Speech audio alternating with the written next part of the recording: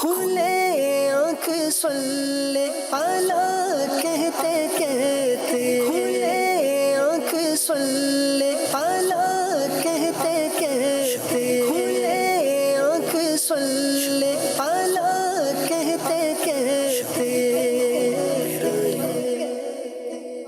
الحمد للہ رب العالمین والصلاة والسلام علی خاتم النبیین اما بعد فاعوذ باللہ من الشیطان الرجیم بسم اللہ الرحمن الرحیم الصلاة والسلام علیک یا رسول اللہ، الصلاة والسلام علیک یا حبیب اللہ، الصلاة والسلام علیک یا نبی اللہ وعلی آلک واصحابک یا نور اللہ۔ مدنی چینل کے ناظرین، پروگرام کھلے آنکھ صلی اللہ کہتے کہتے میں ایک مرتبہ پھر آپ کو خوش آمدید کہتے ہیں۔ درود پاک کی فضیلت سنتے ہیں اللہ پاک کے پیارے پیارے آخری نبی محمد عربی صلی اللہ تعالی علیہ وآلہ وسلم نے ارشاد فرمایا، اے لوگو، کل قیامت کے دن اس کی دہشتوں اور حساب کتاب سے جلد نجات پانے والا وہ شخص ہوگا کہ جس نے دنیا کے اندر تم میں سے مجھ پر سب سے زیادہ کثرت سے درود پاک بھیجا ہوگا۔ سبحان اللہ، یعنی نبی پاک صلی اللہ علیہ وآلہ وسلم پر جس نے کثرت سے درود پاک بھیجا ہوگا، اسے کل قیامت کے دن یہ اعزاز دیا جائے گا کہ قیامت کی دہشتوں اور وہاں سے جلد حساب کتاب سے نجات پانے والا وہ خوش نصیب ہوگا جو درود پاک کی کثرت کرنے والا ہوگا۔ یقیناً قیامت کا منظر ایک ہولناک دن ہے، ایک وہ دن کہ جو کرب کا دن ہے، تکلیف کا دن ہے، 50,000 سال کا طویل ترین دن، لمبا ترین ٹائم ہوگا، اور اس میں سورج سر پر یعنی 1 میل کے فاصلے پر سیدھے رخ کے ساتھ آگ برسا رہا ہوگا۔ آج یہ گرمی، جون جولائی کی جیسی یہ گرمی آتی ہے تو ہم یہ برداشت نہیں کر سکتے، ہمارے جسم یہ برداشت نہیں کر سکتے۔ آپ سوچے تو صحیح مدنی چینل کے ناظرین، جب سر پر سورج ہوگا اور 1 میل کے فاصلے پر ہوگا، اس وقت کیفیت کیا ہوگی؟ اللہ پاک سے ہم عافیت کا سوال کرتے ہیں، اللہ پاک رحمت کی نظر فرمائے۔ تو لہٰذا اگر بچنا چاہتے ہیں، اور یقیناً ہر مسلمان کی خواہش یہی ہے اور ہونی بھی چاہیے کہ ہم نے وہاں کی جو تکلیفیں ہیں ان سے ہم نے اپنے آپ کو بچانا ہے، تو کثرت سے درود پاک پڑھیں۔ انشاءاللہ کریم آقا صلی اللہ علیہ وآلہ وسلم کے نام نامی اسم گرامی کا صدقہ، حضور جان عالم صلی اللہ علیہ وآلہ وسلم پر درود و سلام کی برکت یہ ظاہر ہوگی کہ انشاءاللہ کل قیامت کے دن جو دہشتیں ہوں گی، جلد حساب کتاب ہوگا، اللہ نے چاہا تو انشاءاللہ یہ سارے معاملات خیر اور عافیت کے ساتھ پایہ تکمیل تک پہنچ جائیں گے۔ صلو علی الحبیب صلی اللہ تعالی علی محمد صلی اللہ تعالی علیہ وآلہ وسلم۔ مدنی چینل کے ناظرین، اگر ہم اپنی زندگی کا محاسبہ کریں ایک مسلمان ہونے کے ناطے، اللہ پاک کا بڑا فضل، بڑا کرم، بڑا احسان ہے اس مالک کریم کا کہ اللہ پاک نے جن افراد کو عبادات کرنے کی توفیق بخشی ہے، یقیناً وہ افراد وہ ہیں کہ جن کی تحسین ہے، جن کی تعریف کی جاتی ہے، اور وہ تعریف کے مستحق ہیں کہ اللہ پاک کی عبادت کرتے ہیں، ان کے شب و روز اللہ پاک کی یاد میں بسر ہوتے ہیں، اللہ پاک کے دیے ہوئے طریقہ کار جو شریعت مطہرہ نے احکام بیان کیے ان احکام کے مطابق وہ اپنی زندگی کو بسر کرتے ہیں۔ ایک وہ طبقہ کہ جو عبادات سے اپنا جی چراتا ہے، ایک وہ طبقہ کہ جو نمازوں سے غافل ہے، دیگر جو ضروری احکام ہیں وہ ان سے ہی اپنے دل کو چراتا ہے، وہ ان احکام سے دور ہے، نہیں کرتا، معاذ اللہ گناہوں میں پڑا ہوا ہے۔ ایک تو وہ طبقہ ہے، اور ایک وہ ہے کہ جو نیکیوں میں پڑا ہے۔ آپ دیکھیں کہ شیطان جو ہماری رگوں میں جس طرح خون رواں ہے، اس طرح شیطان بھی گردش کرتا ہے، وسوسے ڈالتا ہے، اور شیطان وہ بدبخت ہے کہ جس نے رب کی بارگاہ میں قسم کھا کر کہا تھا کہ اے اللہ میں تیرے بندوں کو ورغلاؤں گا۔ اگر غور کیا جائے، شیطان وہاں پر بھی اس قدر زور سے حملہ کرتا ہے، اتنی طاقت کے ساتھ حملہ کرتا ہے کہ کسی طریقے سے ان کی عبادات ضائع ہو جائیں اور یہ راہ جہنم پر چلنا شروع کر دیں، معاذ اللہ، یہ جنت کے راستے کو چھوڑ دیں، جہنم کے راستے پر چلیں، اور معاذ اللہ جہنم کے مستحق ہو جائیں۔ وہ کیسے؟ کہ عبادات تو کر رہے ہیں لیکن کہیں نہ کہیں دل میں یہ امنگ اٹھتی ہے، یہ خیال اٹھتا ہے، یہ جوش، یہ جذبہ پیدا ہوتا ہے کہ میری عبادات کو لوگ جانیں، مجھے لوگ عبادت گزار کہیں، لوگوں کو پتہ چلے کہ میں بڑا متقی ہوں، پرہیزگار ہوں، تہجد گزار ہوں، میں تو اشراق چاش کے نوافل پڑھتا ہوں، تو میں یہ صدقہ و خیرات کرتا ہوں، میں فلاں نیک کام کرتا ہوں، میں فلاں نیک کام کرتا ہوں۔ تو جب یہ چاہتیں پیدا ہو رہی ہوتی ہیں تو پھر اس کا مطلب ہے کہ دل میں کہیں نہ کہیں یہ خیال آنا ریاکاری کی طرف ہمیں لے کر جا رہا ہے، اور یہ کتنا خطرناک ہے۔ ریاکاری کو شرک اصغر بھی کہا گیا۔ اللہ کی پناہ، اللہ کی پناہ۔ اور کبھی کسی کو پتہ نہیں چلے تو ہم خود ہی اپنے، کہتے ہیں نا اپنے منہ میاں مٹھو بننا، کبھی تو یہ کیفیت بھی ہوتی ہے کہ ہم اپنے منہ سے ہی بتا رہے ہوتے ہیں آج میں نے یہ کیا، یہ کیا، یہ کیا۔ اللہ پاک کی بہت بڑی توفیق ہے عبادت کا مل جانا، عبادت کی توفیق مل جانا، یہ اللہ پاک کا فضل ہے، اللہ پاک کا کرم ہے۔ اب اس عبادت کو بچانا ہے ہر اعتبار سے، یعنی کمال تو یہ ہے کہ ایک کمال یہ ہے کہ بندے کو عبادت کی توفیق مل گئی، اور ایک کمال یہ ہے کہ وہ عبادت اللہ کی بارگاہ میں قبول بھی ہو گئی۔ آج غور اسی بات کا کرنا ہے کہ ہماری عبادتیں قبول ہو رہی ہیں یا نہیں ہو رہی۔ کہیں نہ کہیں یہ اپنے اختیار میں بھی ہوتا ہے کہ اگر دل پر آپ نظر دوڑائیں گے تو آپ کو کہیں نہ کہیں اس کا جواب خود سے ہی مل جائے گا کہ میری عبادات کیسی ہیں۔ کیا میری عبادات ریا سے پاک ہیں، دکھاوے سے پاک ہیں، لوگوں کی واہ واہ سے پاک ہے میری عبادات؟ میں نے محض عبادت اللہ کے لیے کی ہے۔ جو عبادتیں صرف اللہ کے لیے کی ہیں، اللہ ان پر اپنی نظر رحمت فرماتا ہے اور انہیں اپنی بارگاہ میں قبول بھی فرماتا ہے۔ غور اسی بات کا کرنا ہے۔ اور پھر اگر عبادتوں میں اس طرح کے معاملات آ گئے کہ دکھاوا آ رہا ہے، ریاکاری کا شائبہ بھی ہے، تو غور یہی کرنا ہے کہ کس طرح اس سے نجات ملے گی، یہ ہوتی کیا ہے، پھر اس سے اس کی علامات کیا ہوتی ہیں، اس سے بچا کیسے جائے، اس کی علاج کیا ہے۔ انشاءاللہ آج کے پروگرام میں ہم یہی بات کرنے جا رہے ہیں، ریاکاری سے بچنے کا طریقہ۔ مدنی چینل کے ناظرین، آج کا ہمارا یہی ٹاپک ریاکاری کے حوالے سے رہے گا۔ آپ سے گزارش کریں گے کہ آپ ہمارے ساتھ رہیں گے، پروگرام آپ نے مکمل دیکھنا ہے۔ انشاءاللہ بہت کچھ آج کے پروگرام میں بھی سیکھنے کا موقع ملے گا۔ یہ پروگرام یقیناً ہماری اصلاح کے لیے ہیں۔ جب ہم سیکھ رہے ہیں، ایک تہیہ، ایک نیت یہ بھی ہونی چاہیے کہ اس پر انشاءاللہ ہم نے عمل بھی ضرور کرنا ہے۔ اللہ ہم سب کو عمل کی توفیق عطا فرمائے۔ ابھی چونکہ پیغام قرآن سیگمنٹ ہوگا، پیغام قرآن سیگمنٹ کی طرف بڑھیں گے، کلام بھی سنیں گے اور مبلغین سے گفتگو بھی کریں گے۔ قاری کاشان صاحب آج بھی انشاءاللہ ہمارے ساتھ ہوں گے، انہیں مرحبا کہتے ہیں، اور دیگر مبلغین کو بھی انشاءاللہ ہم آنے کی دعوت دیتے ہیں۔ السلام علیکم ورحمۃ اللہ۔ مرحبا، کیسے ہیں آپ؟ عبد الواجد بھائی ہمارے ساتھ ہوں گے جی، عبد الواجد بھائی کو مرحبا کہتے ہیں۔ السلام علیکم ورحمۃ اللہ۔ کیسے ہیں عبد الواجد بھائی؟ خیریت سے؟ مرحبا، اہلا و سہلا، مرحبا۔ ابراہیم مدنی انشاءاللہ ہمارے ساتھ ہوں گے جی۔ کیا بات ہے ابراہیم بھائی کا، ابراہیم بھائی کو تو ڈبل مبارکیں بھی ہوں۔ ماشاءاللہ ماشاءاللہ۔ کیسے ہیں آپ؟ ٹھیک ہیں؟ حافظ عمر اتاری اور قربان مدنی انشاءاللہ ساتھ ہوں گے ہمارے جی۔ السلام علیکم ورحمۃ اللہ۔ کیسے ہیں عمر بھائی؟ ٹھیک ہے؟ وعلیکم السلام ورحمۃ اللہ وبرکاتہ۔ کیسے ہیں؟ خیریت سے ہیں؟ آئیے مدنی چینل کے ناظرین سیگمنٹ کی طرف بڑھتے ہیں، اور سیگمنٹ ہے پیغام قرآن۔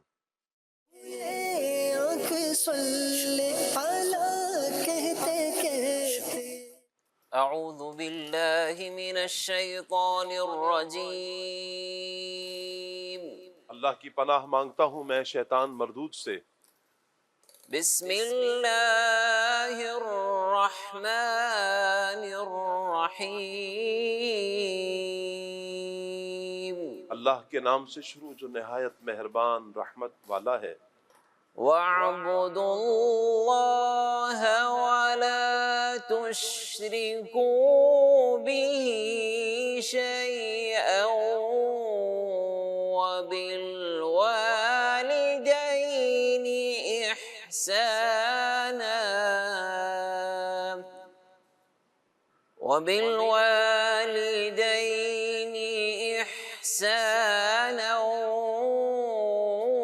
وَبِذِي الْقُرْبَى وَالْيَتَامَى والمساكين والجار ذي القربى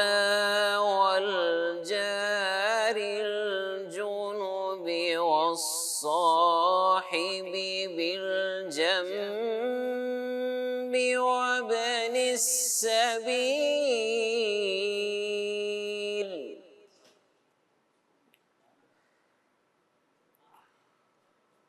والصاحب بالجنب وابن السبيل وما ملكت أيمانكم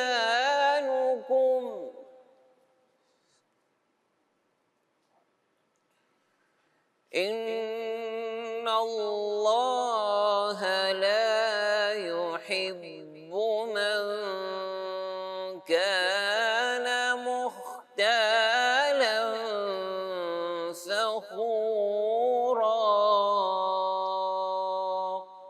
اور اللہ کی عبادت کرو اور اس کے ساتھ کسی کو شریک نہ ٹھہراؤ، اور ماں باپ سے اچھا سلوک کرو، اور رشتہ داروں اور یتیموں اور محتاجوں اور قریب کے پڑوسی اور دور کے پڑوسی اور پاس بیٹھنے والے ساتھی اور مسافر اور اپنے غلام لونڈیوں کے ساتھ اچھا سلوک کرو، بے شک اللہ ایسے شخص کو پسند نہیں کرتا جو متکبر فخر کرنے والا ہو۔ فرمایا کہ اے لوگو، تم صرف اللہ پاک کی عبادت کرو اور اس کے ساتھ کسی کو شریک نہ ٹھہراؤ، ماں باپ، رشتہ دار، یتیموں، محتاجوں اور دور و نزدیک کے پڑوسی، پاس بیٹھنے والے ساتھی، مسافر اور اپنے غلام لونڈیوں کے ساتھ اچھا سلوک کرو، اور اللہ تعالیٰ ایسے شخص کو پسند نہیں کرتا کہ جو متکبر ہو اور لوگوں پر فخر کرنے والا ہو۔ یہاں چند باتیں جو سیکھنے والی ہیں۔ حسن سلوک مختلف لوگوں کے ساتھ مختلف ہے، جیسے والدین ہیں، ان کے ساتھ کسی اور انداز سے حسن سلوک ہوگا، یعنی والدین کے ساتھ جب حسن سلوک کا کہا جائے گا تو والدین کا ادب آئے گا، ان کی اطاعت آئے گی، نافرمانی سے بچنے کا حکم دیا جائے گا، اور ہر وقت والدین کی خدمت کے لیے تیار رہے، ان پر خرچ کرنے میں بخل نہ کرے۔ یہ والدین کے ساتھ حسن سلوک ہے۔ رشتہ داروں سے حسن سلوک یہ ہے کہ ان سے صلہ رحمی کی جائے اور قطع تعلق کی، قطع رحمی نہ کی جائے۔ ایسے ہی یتیموں سے حسن سلوک یہ ہے کہ ان کی پرورش کرے، نرمی سے پیش آئے۔ مسکینوں کے ساتھ حسن سلوک یہ ہے کہ ان کی امداد کی جائے، انہیں خالی ہاتھ نہ لوٹایا جائے۔ غلاموں کے ساتھ، لونڈیوں کے ساتھ انہیں زیادہ طاقت سے زیادہ ان پر بوجھ نہ دیا جائے، سخت کلامی نہ کی جائے، بقدر ضرورت انہیں کھانا اور کپڑے یہ دیے جائیں۔ ایسے ہی ہمسایوں کے حوالے، جو قریبی ہمسایہ ہے وہ ہے کہ جس کا گھر آپ کے گھر کے ساتھ ملا ہوا ہے، اور دور کا ہمسایہ وہ ہے کہ جو آپ کے محلے میں رہتا ہے، محلے دار ہو۔ ایسے ہی محلے دار تو ہو مگر آپ کے گھر سے گھر ملا ہوا نہیں ہے، یہ وہ ہے کہ جو دور کا پڑوسی ہے، یا یوں کہہ لیں کہ جو پڑوسی ہے وہ آپ کا رشتہ دار بھی ہو، اسے کہا گیا کہ یہ قریب کا ہمسایہ ہے، اور جو پڑوسی ہے لیکن رشتہ دار نہیں ہے، یہ دور کا ہمسایہ ہے۔ ایسے ہی جو مسلمان ہو اور پڑوسی ہو تو یہ قریب کا پڑوسی ہے، قریب کا ہمسایہ ہے، اور پڑوسی ہو مسلمان نہ ہو وہ دور کا ہمسایہ ہے۔ پاس بیٹھنے والوں سے کیا مراد ہے؟ اس سے بیوی ہے یا وہ جو میل جول میں رہے، جیسے رفیق سفر ہیں، ساتھ پڑھنے والے ہیں، یا مجلس و مسجد میں برابر بیٹھنے والے ہیں، حتیٰ کہ لمحہ بھر کے لیے بھی جو پاس بیٹھے اس کے ساتھ بھی حسن سلوک کا ہمیں اللہ کا قرآن حکم دے رہا ہے۔ وَاعْبُدُوا اللَّهَ وَلَا تُشْرِكُوا بِهِ شَيْئًا وَبِالْوَالِدَيْنِ إِحْسَانًا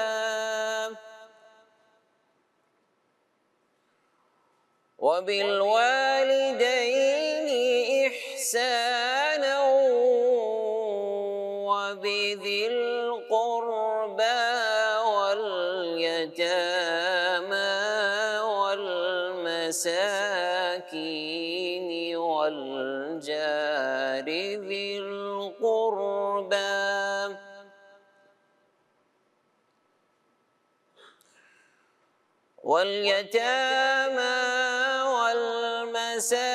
والمساكين والجار ذي القربى والجار الجنب والصاحب بالجنب وابن السبيل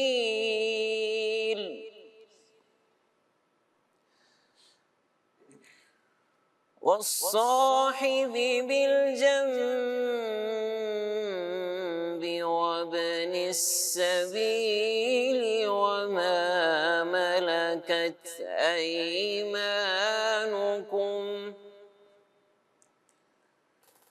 إن الله لا يحب من كان مختالا فخورا صدق اللہ العظیم۔ جزاک اللہ۔ اللہ پاک نور قرآن سے ہم سب کے سینوں کو منور فرمائے، قرآن و سنت کے مطابق اللہ پاک ہمیں اپنی زندگی بسر کرنے کی توفیق عطا فرمائے۔ مدنی چینل کے ناظرین، پیارے پیارے بچوں، آج کا سبق کیا ہے؟ آئیے دیکھتے ہیں۔ آج کا سبق سوال، اسلام کا تیسرا رکن کون سا ہے؟ سوال، اسلام کا تیسرا رکن کون سا ہے؟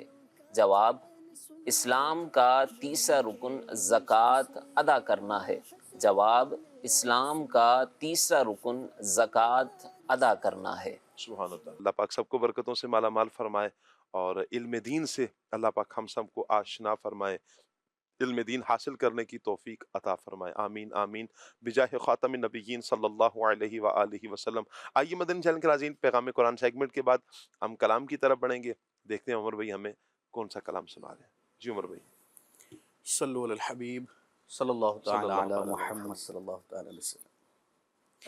صلی علی نبینا صلی علی محمد صلی علی نبینا صلی علی محمد صلی علی شفیعنا صلی علی محمد صلی علی شفیعنا صلی علی محمد۔ عرش کی دنگ ہے، چرخ میں آسمان ہے، عرش کی دنگ ہے، چرخ میں آسمان ہے، جانے مراد اب کدھر، جانے مراد اب کدھر، ہائے تیرا مکان ہے، صلی علی نبینا صلی علی محمد۔ عرش پہ تازہ چھیڑ چھاٹ، فرش پہ شرف دھوم تھا، عرش پہ تازہ چھیڑ چھاٹ، فرش پہ شرف دھوم تھا، کان جدھر لگائیے تیری ہی داستان ہے، کان جدھر لگائیے تیری ہی داستان ہے، خوف نہ رکھ رضا ذرا،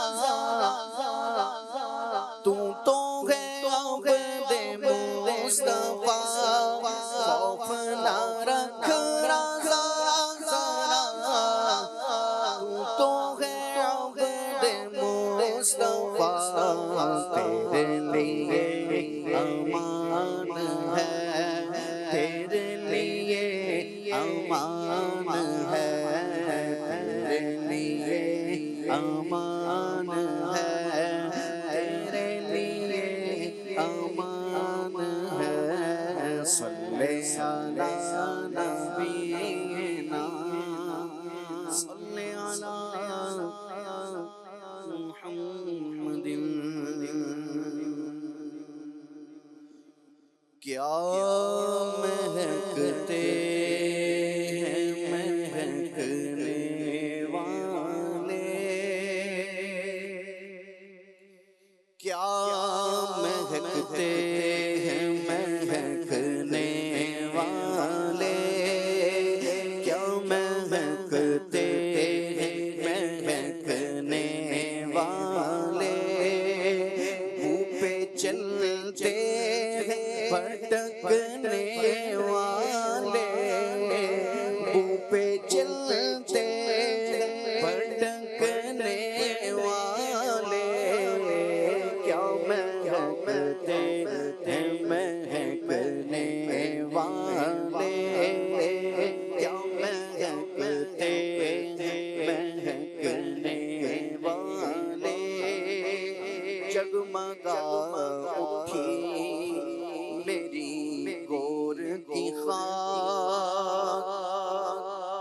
جگمگا اٹھی میری گور کی خاک، جگمگا اٹھی میری گور کی خاک، تیرے قربان چمکنے والے، تیرے قربان چمکنے والے، تیرے قربان چمکنے والے، تیرے قربان، تیرے قربان چمکنے والے، مگے بیداغ کے صدقے جاؤں، مگے بیداغ، مگے بیداغ کے صدقے جاؤں، صدقے جاؤں، میں صدقے جاؤں، میں واری جاؤں، میں صدقے جاؤں، میں صدقے جاؤں، میں صدقے جاؤں، میں صدقے جاؤں، مگے بیداغ کے صدقے جاؤں، یوں دمکتے ہیں دمکنے والے، یوں دمکتے ہیں دمکنے والے، یوں دمکتے دمکنے والے، یوں دمکتے دمکنے والے، گل طیبہ کی ثنا گاتے ہیں، گل طیبہ کی ثنا گاتے ہیں، ثنا گاتے ہیں، نخل طوبیٰ پہ چہکنے والے، نخل طوبیٰ پہ چہکنے والے، نخل طوبیٰ پہ چہکنے والے، آسیوں تھام لو دامن کا، آسیوں تھام لو دامن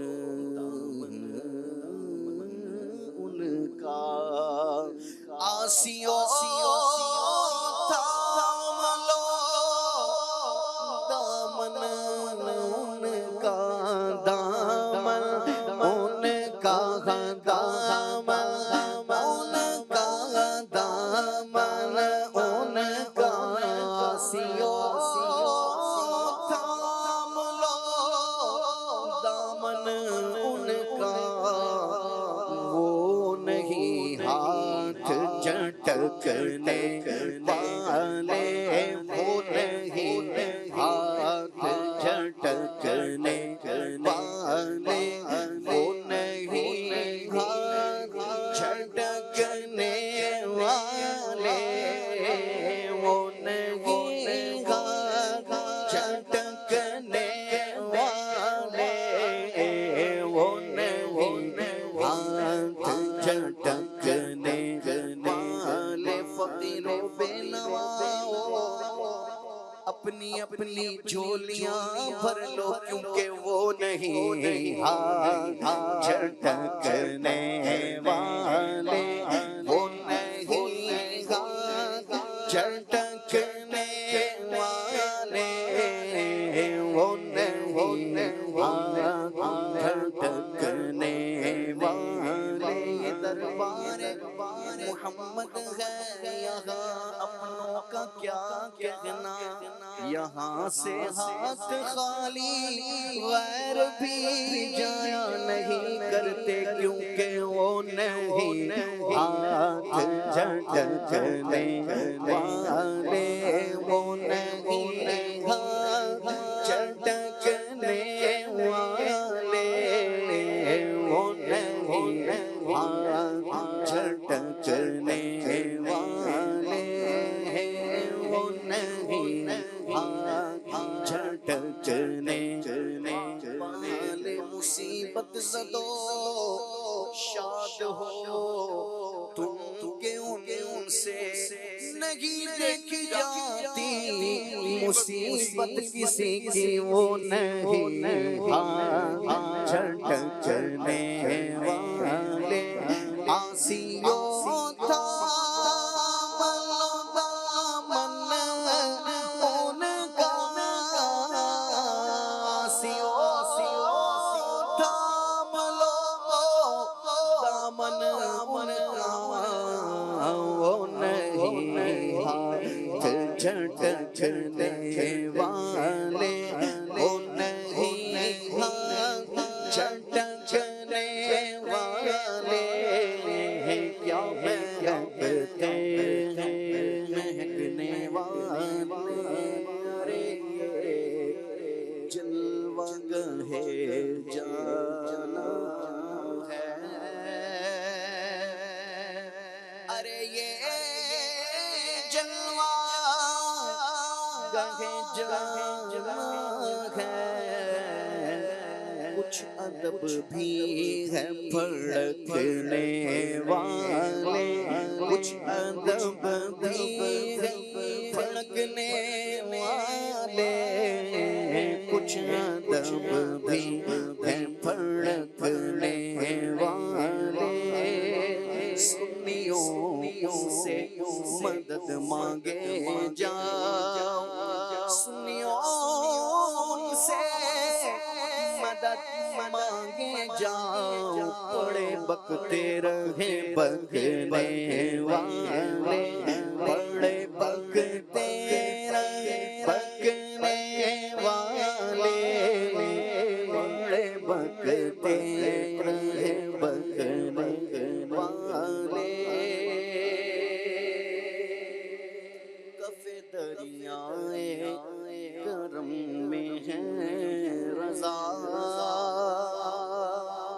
کف دریائے کرم میں ہے رضا، پانچ فوار چھلکنے والے، پانچ فوار چھلکنے والے، پانچ فوار چھلکنے والے، کیا مہکتے مہکنے والے، دھوپ پہ چلتے ہیں بھٹکنے والے، دھوپ پہ چلتے ہیں بھٹکنے والے، کیا مہکتے ہیں مہکنے والے۔ سبحان اللہ سبحان اللہ، کیا بات ہے میرے آقا جان عالم صلی اللہ علیہ وآلہ وسلم کی، کیا بات ہے کریم آقا صلی اللہ علیہ وآلہ وسلم کے جسم نازنی کی۔ وہ تو اتنا مبارک جسم نازنی ہے کہ کریم آقا صلی اللہ علیہ وآلہ وسلم تو جن راہوں میں گزر جائیں، جن راہوں سے گزر جائیں، صحابہ کرام تو ان راہوں سے گزرتے ہوئے ان خوشبوؤں کو لیتے لیتے حضور کے قدموں تک پہنچ جاتے ہیں۔ گزرے جس راہ سے وہ سید والا ہو کر، گزرے جس راہ سے وہ سید والا ہو کر، رہ گئی ساری زمین عنبر سارا ہو کر۔ کریم آقا صلی اللہ علیہ وآلہ وسلم دنیا میں تشریف لائے تو حضور کے قدموں کے صدقے اللہ نے اس جہاں کو مہکایا ہے۔ حضور صلی اللہ علیہ وآلہ وسلم وہ مبارک ذات ہیں کہ جن کی وجہ سے کائنات مہکی ہے۔ جی ہاں، کئیوں کے دل مہکے، کئیوں کی زندگیاں مہکی ہیں، سبحان اللہ۔ اور آپ دیکھیں کہ نبی کریم صلی اللہ علیہ وآلہ وسلم کے ساتھ جو افراد منسلک ہوئے کریم آقا صلی اللہ علیہ وآلہ وسلم پر ایمان لے کر آنے والے صحابہ کرام اہل بیت اطہار، وہ مبارک ہستیاں ہیں یہ صحابہ کرام اہل بیت اطہار، کہ ان کے دل اللہ پاک نے کتنے مبارک فرمائے ہیں۔ یہ وہ مبارک دل ہے، یہ وہ پاکیزہ دل ہے جو ہر عیب سے پاک ہے۔ اللہ پاک نے صحابہ کرام کے دلوں کو اتنا مبارک فرمایا ہے، اتنا پاک فرما دیا ہے۔ کریم آقا صلی اللہ علیہ وآلہ وسلم نے جو ان کا تزکیہ فرمایا ہے، کریم آقا صلی اللہ علیہ وسلم نے جو ان کی تربیت فرمائی ہے، آپ تصور کریں نا کہ ایک استاد اپنے شاگرد کے لیے کتنی کوشش کرتا ہے، اس کو تیار کرتا ہے۔ جب وہ شاگرد تیار ہو جائے تو استاد کی جو چہرے کی خوشی ہے نا، وہ دیکھنے والی ہوتی ہے، قابل دید ہوتی ہے۔ اللہ اکبر، کہ آج استاد کی محنتیں رنگ لے آئی ہیں۔ جیسے درس نظامی کرنے والے جو اسٹوڈنٹس ہوتے ہیں، عالم کورس کرتے ہیں، آپ دیکھیں کہ جب ان کے سر پہ دستار سج رہی ہوتی ہے نا، اس وقت استادوں کے چہروں کی خوشی دیکھنے والی ہوتی ہے۔ جن اساتذہ کلام نے 8 سال تک پڑھایا، انہیں تیار کیا، آج وہ عالم دین بن کر سامنے آتے ہیں، قابل دید ہوتی ہے۔ سبحان اللہ، بلا تشبیہ بلا تشبیہ کریم آقا صلی اللہ علیہ وآلہ وسلم نے جن کو تیار کیا ہے، وہ ابو بکر ہیں، وہ عمر ہیں، وہ عثمان ہیں، وہ حیدر کرار ہیں، وہ بلال ہیں، وہ صہیب ہیں، وہ سلمان فارسی ہیں، وہ تمام صحابہ اکرام جنہیں کریم آقا صلی اللہ علیہ وسلم نے تیار فرمایا ہے۔ یہ حضور کے ہاتھوں کے تراشے ہوئے وہ مبارک ہیرے ہیں کہ جن کے دل پاک صاف ہیں، اور ان کے دلوں کا صدقہ ہم اللہ پاک سے دعا کرتے ہیں کہ اللہ پاک ہمیں بھی اعمال میں اخلاص عطا فرمائے۔ اللہ کرے کہ ہمارے اعمال درست ہو جائیں، ہمارا کردار درست ہو جائے، ہماری گفتار درست ہو جائے، ہمارے ہر عمل اللہ پاک کی رضا کے مطابق گزرنے والے ہو جائیں، ہر عمل اللہ کے حکم کے مطابق ہم اس کی بجا آوری بھی کریں، اور اللہ کی رضا یہ شامل حال ہو جائے۔ اللہ ہمیں ریاکاری سے محفوظ فرمائے۔ آج کا ٹاپک انشاءاللہ ریاکاری سے نجات، مدنی چینل کے ناظرین یہ رہے گا۔ ٹاپک کی طرف آتے ہیں، ریاکاری سے نجات۔ میں چاہوں گا قربان بھائی ریاکاری کے حوالے سے ارشاد فرمائے۔ قرآن و حدیث میں ریاکاری کے حوالے سے جو اس کی مذمت بیان کی گئی ہے وہ بھی بیان کریں، ساتھ پہلے یہ بیان فرما دیں ریاکاری ہے کیا؟ بسم اللہ الرحمن الرحیم۔ ریاکاری کیا ہے؟ ریا کے لغوی معنی ہے دکھانا، جی یعنی دکھاوا، شو آف جسے کہا جاتا ہے۔ اللہ پاک کی رضا کے علاوہ کسی اور نیت یا ارادے سے عبادت کرنا یہ ریاکاری کہلاتا ہے۔ صحیح۔ اب مثال کے طور پر کوئی شخص نماز پڑھتا ہے، اللہ رب العالمین کی عبادت ہے نماز پڑھنا، لیکن اس عبادت گزاری سے اس کی مراد یہ ہے کہ میری دھاک بیٹھے کہ میں نمازی ہوں اور لوگ میری تعریف کریں، مجھے عزت دیں۔ اور اگر وہ کوئی اور کام کرے کہ مثال کے طور پر جس سے لوگوں کی مدد کرنا، جیسے کہ کہا جاتا ہے کہ لوگوں کی مدد کرے، یتیم کا سہارا بنے، اور اس سے اس کی مراد یہ ہو کہ میری بھی لوگ جو ہے نا وہ مجھے مال و دولت دیں، جس کے ذریعے سے میں بھی اپنی خدمات آگے بڑھاؤں لیکن میرا بھی اس میں فائدہ ہو۔ تو ایسی صورت جس میں مال بٹورنا مقصود ہو لوگوں سے، یا پھر عزت لینا مقصود ہو، یا تعریف حاصل کرنا مقصود ہو، علماء نے یہاں تک ارشاد فرمایا کہ کئی مرتبہ ریاکاری میں تعریف حاصل کرنا مقصود نہیں ہوتا لیکن مذمت سے بچنا مقصود ہوتا ہے، تو یہ بھی ریاکاری کے اندر شامل ہوا کرتا ہے۔ قرآن مجید فرقان حمید میں ریاکاری کے حوالے سے اللہ رب العالمین نے ارشاد فرمایا فَمَن كَانَ يَرْجُو لِقَاءَ رَبِّهِ فَلْيَعْمَلْ عَمَلًا صَالِحًا وَلَا يُشْرِكْ بِعِبَادَةِ رَبِّهِ أَحَدًا۔ جو اپنے رب سے ملاقات کی امید رکھتا ہو اسے چاہیے کہ نیک کام کرے اور اپنے رب کی عبادت میں کسی کو شریک نہ کرے۔ صحیح۔ قرآن مجید کی اس آیت کے متعلق تفسیر میں یہ بات لکھی ہے کہ قرآن مجید میں بات سمجھائی گئی ہے کہ دیکھو تمہارا رب، تمہارا معبود ایک ہے، اس کا کوئی شریک نہیں ہے۔ تو جب تمہارا معبود ایک ہے، اس جی کا کوئی شریک نہیں ہے، تو اسی طریقے سے جب اللہ رب العالمین کی اپنے معبود کی عبادت ہوگی تو اس عبادت میں بھی کسی کو بھی اس کا شریک نہیں ٹھہرایا جائے گا۔ تو اس آیت کریمہ کے اندر شرک اکبر سے بھی بچنے کا حکم دیا گیا ہے، اور ریا جسے شرک اصغر کہا جاتا ہے اس سے بھی بچنے کے بارے میں بتایا گیا ہے۔ اچھا، ریاکار یہ وہ شخص ہے کہ قرآن مجید میں اس کی جا بجا بہت ساری جگہ پہ مذمت بیان کی گئی ہے، یہاں تک کہ ریاکار کو شیطان کا دوست کہا گیا ہے۔ قرآن مجید میں اللہ رب العالمین ارشاد فرماتا ہے وَالَّذِينَ يُنْفِقُونَ أَمْوَالَهُمْ رِئَاءَ النَّاسِ وَلَا يُؤْمِنُونَ بِاللَّهِ وَلَا بِالْيَوْمِ الْآخِرِ وَمَنْ يَكُنِ الشَّيْطَانُ لَهُ قَرِينًا فَسَاءَ قَرِينًا۔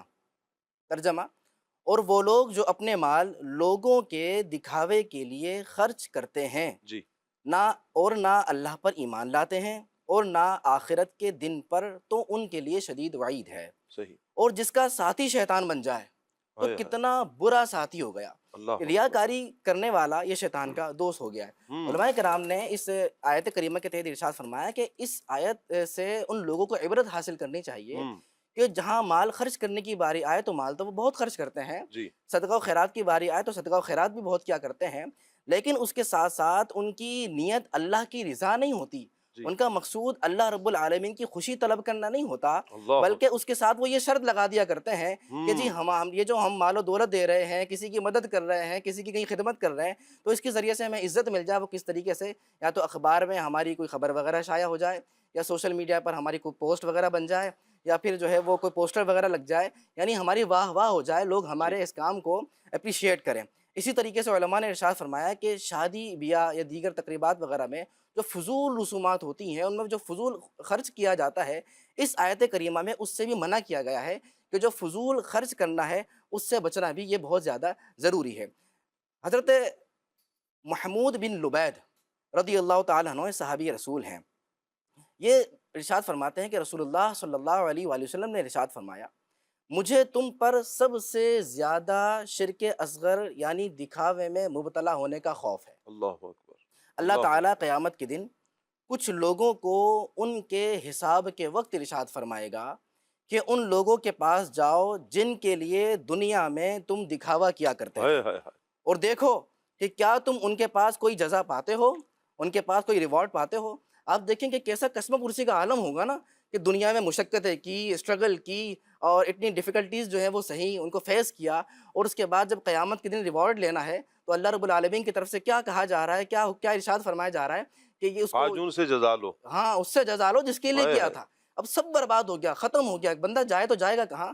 تو شرک اصغر اس کو اسی لیے کہا گیا ہے کہ اس کے اندر بندہ اس جگہ پر پہنچ جاتا ہے، وہ جی، کام کرنے کی جرت کر لیتا ہے جس کے بارے میں کہا گیا کہ اللہ سے بددیانتی، معاذ اللہ، اللہ سے بددیانتی۔ وہ کیا ہے کہ کام جو اللہ کے لیے تھا وہ اس کے اندر کسی اور کو شامل کر لیا۔ اسی اللہ کی طریقے سے جزا۔ ایک اور روایت ہے، حضرت ابو ہریرہ رضی اللہ تعالیٰ عنہ سے روایت ہے، رسول کریم صلی اللہ علیہ وآلہ وسلم نے ارشاد فرمایا، جب الحزن سے اللہ کی پناہ مانگو۔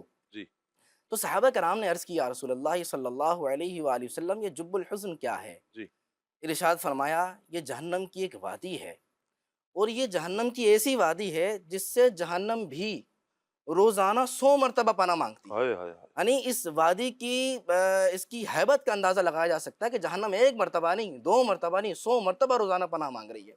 اور اس کے اندر کون ہوگا؟ جب صحابہ کرام نے سوال کیا، یا رسول اللہ کون لوگ داخل ہوں گے اس میں؟ تو رسول اللہ صلی اللہ علیہ وسلم نے ارشاد فرمایا، جو اپنے اعمال لوگوں کو دکھانے کے لیے کیا کرتے تھے۔ ہائے ہائے اسی طریقے ہائے۔ سے رسول اللہ صلی اللہ علیہ وسلم نے ارشاد فرمایا، جس چیز کا مجھے یہاں تم پر یہاں زیادہ میں خوف ہے نا، چاہوں گا، یہاں پر یہ دیکھیں کہ نبی کریم صلی اللہ علیہ وآلہ وسلم کا یہ عمل جو ارشاد فرمایا ہے کہ ارشاد فرمایا کہ وہ قاری جو اپنے اعمال لوگوں کو دکھانے کے لیے کرتے ہیں، ان کے لیے کتنی سخت وعید بیان کی گئی، کتنی سخت وعید بیان کی گئی کہ اس وادی میں ڈالا جائے گا، جہنم کی اس وادی میں، کہ جس جہنم کی وادی سے جہنم خود پناہ مانگتا ہے کہ یا اللہ مجھے اس سے بچا۔ یعنی پناہ مانگنا یوں ہی ہوا نا، آپ اس کی ہیبت دیکھ لیں، اس کی شدت دیکھ لیں، اس کی سختی دیکھ لیں، آپ آپ اس کے بارے میں تصور کر لیں کہ وہ کیسی وادی ہوگی کہ جہنم خود اس سے پناہ مانگ رہی ہے۔ آپ تصور کریں کہ یہ کون جائے گا اس میں؟ وہ عمل کہ جو اللہ کے لیے نہیں کیا گیا، صرف دکھاوے کے لیے کیا گیا۔ دکھلاوا یہ کتنی مذموم چیز ہے، کتنی مذموم، کتنا برا یہ عمل ہے جب عمل کرنا ہی ہے، مشقت جھیلنی ہی ہے۔ آپ ظاہری بات ہے کہ اگر کوئی نماز پڑھتا ہے تو اس کو تکلیف تو آئے گی، یعنی کہ آپ نارمل لائف سے ہٹیں گے، کچھ نہ کچھ تو تکلیف آئے گی۔ سخت سردی میں آپ اٹھ رہے ہیں، وضو کر رہے ہیں، مسجد کی طرف جا رہے ہیں، کہیں بارش ہو رہی ہے، کہیں طوفان ہے، کہیں بدلیاں ہیں، کہیں سخت گرمی ہے، آپ گرمی، سردی، بدلیاں، آندھی، طوفان، بارشیں، یہ ساری صعوبتیں برداشت کر رہے ہیں، ساری تکلیف برداشت کر رہے ہیں، عمل کر رہے ہیں، نماز پڑھ رہے ہیں، تہجد میں آپ، اللہ پاک توفیق دے رہا ہے، تہجد میں آپ اٹھ رہے ہیں۔ یہ کتنے بڑے اعزاز کی بات ہے، کتنا بڑا اللہ پاک کا انعام ہے اس پر کہ وہ بندہ تہجد میں اٹھ رہا ہے۔ لیکن شیطان کے وسوسوں میں نہ آئیں، شیطان کی چالوں میں نہ آئیں۔ اچھا یہ صرف یہ ہم نے صرف نماز روزہ حج کی بات کی، اسی میں نہیں ہے۔ میں قربان بھائی جو توجہ دلا رہے تھے نا کہ بسا اوقات ہم کسی کی ہیلپ کر رہے ہوتے ہیں، مدد کر رہے ہوتے ہیں، وہاں پر بھی شیطان آئے گا شیطان، اور آ کر اس نے وہ چال چلنی ہے کہ کسی طریقے سے آپ کا یہ عمل بیکار ہو جائے۔ ایک بندہ قرآن پڑھ رہا ہے، قرآن کی قاری کے پاس بھی شیطان آئے گا اس کو اس طرف لے کر آئے گا کہ یہ عمل بھی اس کا جنت میں لے جانے والا نہ ہو۔ حالانکہ قرآن کا قاری یہ تو وہ عمل ہے نا کہ جنت میں لے کر جانے والا ہے۔ حافظ قرآن کی کتنی فضیلتیں بیان کی گئی ہیں۔ یہ اپنے خاندان کے افراد کو، اپنے ساتھ چند افراد کے بارے میں ذکر کیا گیا، تقریباً 10 افراد، یہ ان کو اپنے ساتھ لے کر جنت میں جائے گا، یعنی اس کی یہ سفارش کرے گا، شفاعت کی جائے گی، شفاعت قبول کی جائے گی۔ اس کے والدین کو کتنا اکرام دیا جائے گا کل قیامت کے دن، یعنی سونے کا تاج پہنایا جائے گا اس کے والدین کو جو حافظ قرآن ہے۔ اللہ اکبر۔ لیکن شیطان یہاں پر بھی آ کر کتنا ظلم کرتا ہے، ہمیں اخلاص سے دور کرتا ہے۔ میں چاہوں گا عبد الواجد بھائی، یہ کتنا اہم ایک ٹاپک ہے کہ ہماری عبادات، ہم تکلیفیں بھی برداشت کریں، سارا کچھ کر رہے ہیں، لیکن لگتا یہ ہے کہ ایسا نہیں ہے کہ سارے ہی اس میں مبتلا ہیں۔ ایک تعداد ہوگی کہ اللہ کے فضل، اللہ کے کرم سے وہ بچی بھی ہے، وہ ان کا ہر عمل یا ہر بندے کا بھی ہم عمل نہیں کہہ سکتے نا، ہمیں یہ اختیار نہیں ہے، لیکن ہم اپنے دل پر غور کریں کہ میرا یہ عمل اخلاص پر مبنی ہے یا نہیں ہے۔ مجھے یہ کیسے پتا چلے گا کہ یہ میرا عمل اخلاص والا ہے یا نہیں ہے؟ بسم اللہ الرحمن الرحیم۔ ایک تو یہ بات آپ نے بڑی خوبصورت ارشاد فرمائی کہ آدمی اپنے آپ کو ٹٹولے جی ریاکاری کے معاملے میں، جی اور قاعدہ یہ ہے شاہ صاحب کہ یہ جو باطنی امراض ہوتے ہیں نا، جب جی اس کا علم حاصل ہو کہ ریاکاری کسے کہتے ہیں، تکبر کسے کہتے ہیں، عجب کسے کہتے ہیں، تو اس علم کی اپلیکیشن اپنے آپ پہ کرنی ہوتی ہے۔ جی ایسا نہیں ہے کہ آپ ریاکاری کا پیمانہ لے کے دوسروں کو جانچنا شروع کر دیں، وہ اللہ اور اس بندے کا معاملہ ہے۔ جی آپ اس علم کی اپلیکیشن اپنے آپ پہ کریں اور یہ دیکھیں کہ کہیں میرے میں تو ریاکاری نہیں پائی جاتی، اللہ کہیں میں تو تکبر کے مرض میں مبتلا نہیں ہوں، کہیں میں تو خود پسندی یا عجب میں مبتلا تو نہیں ہوں۔ اگر آپ دوسرے کے بارے میں یہ تحقیق کرنا شروع کر دیں گے کہ یہ کہیں ریاکار تو نہیں ہے، جی تو یہ بدگمانی میں چلا جائے گا۔ تو اس علم کی اپلیکیشن اپنے آپ پہ کریں۔ اچھا، اس کے بعد آپ نے سوال کیا کہ مجھے کیسے پتہ چلے جی کہ میرا علم جو ہے، میرا عمل جو ہے وہ اللہ کے لیے ہے یا نہیں ہے، یعنی میں مرتبہ اخلاص پہ فائز ہوں یا نہیں ہوں۔ جی تو بات یہ ہے شاہ صاحب کہ لا معبود الا اللہ، ایک یہ ہے کہ اللہ کے سوا کوئی اور عبادت کے لائق نہیں ہے، جی اور لا معبود الا اللہ کے بعد ہے لا مقصود الا اللہ، کہ میرے عمل سے جی کسی اور کی خوشنودی یا رضا جو ہے وہ میرا مقصد نہیں ہے، میں صرف اللہ کو راضی کرنا چاہتا ہوں۔ جی تو جب آدمی کی نیت میں، اس کی سوچ میں، اس کی فکر میں، اس کی دل کی گہرائیوں میں صرف اور صرف اللہ ہو، جی اور اس کی نظر ہر معاملے میں اللہ ہی پر ہو، جی تو اسے مرتبہ اخلاص جو ہے وہ عطا کر دیا گیا ہے۔ جی لیکن اس کا یہ مطلب نہیں ہے کہ بندہ مومن اگر اخلاص کے مرتبے پہ فائز ہو جائے جی تو اب اس کے بعد وہ بے خوف ہو جائے۔ ہوں اکثر مخلصین کو سب سے زیادہ اللہ سے ڈرتے ہوئے دیکھا گیا۔ اللہ اکبر۔ کیوں؟ کیونکہ جو اللہ کو جتنا زیادہ جانتا ہے وہ اتنا ہی زیادہ اس سے ڈرتا ہے۔ جو اللہ رب العزت کی شان کو جانتا ہے، بالکل جو اس کے مقتدر ہونے کو، قدیر ہونے کو، قادر ہونے کو، صمد بے نیاز ہونے کو جانتا ہے، جی تو وہ اتنا ہی زیادہ اللہ سے ڈرتا ہے۔ بالکل تو اخلاص پیدا کیسے ہو، اس کا ایک تو جواب یہ ہو گیا جی کہ آدمی جو ہے وہ اپنے دل کی گہرائیوں میں اور سوچ کی پنہائیوں میں جی اور اپنی سوچ اور فکر کے ہر زاویے میں صرف اللہ ہی کو اپنا مقصود جانے، جی اور اسی سے اپنی ہر عبادت کے صلے کی تمنا کرے، صحیح اور اس کے سوا کسی اور سے کوئی طلب یا تمنا نہ رکھے۔ صحیح۔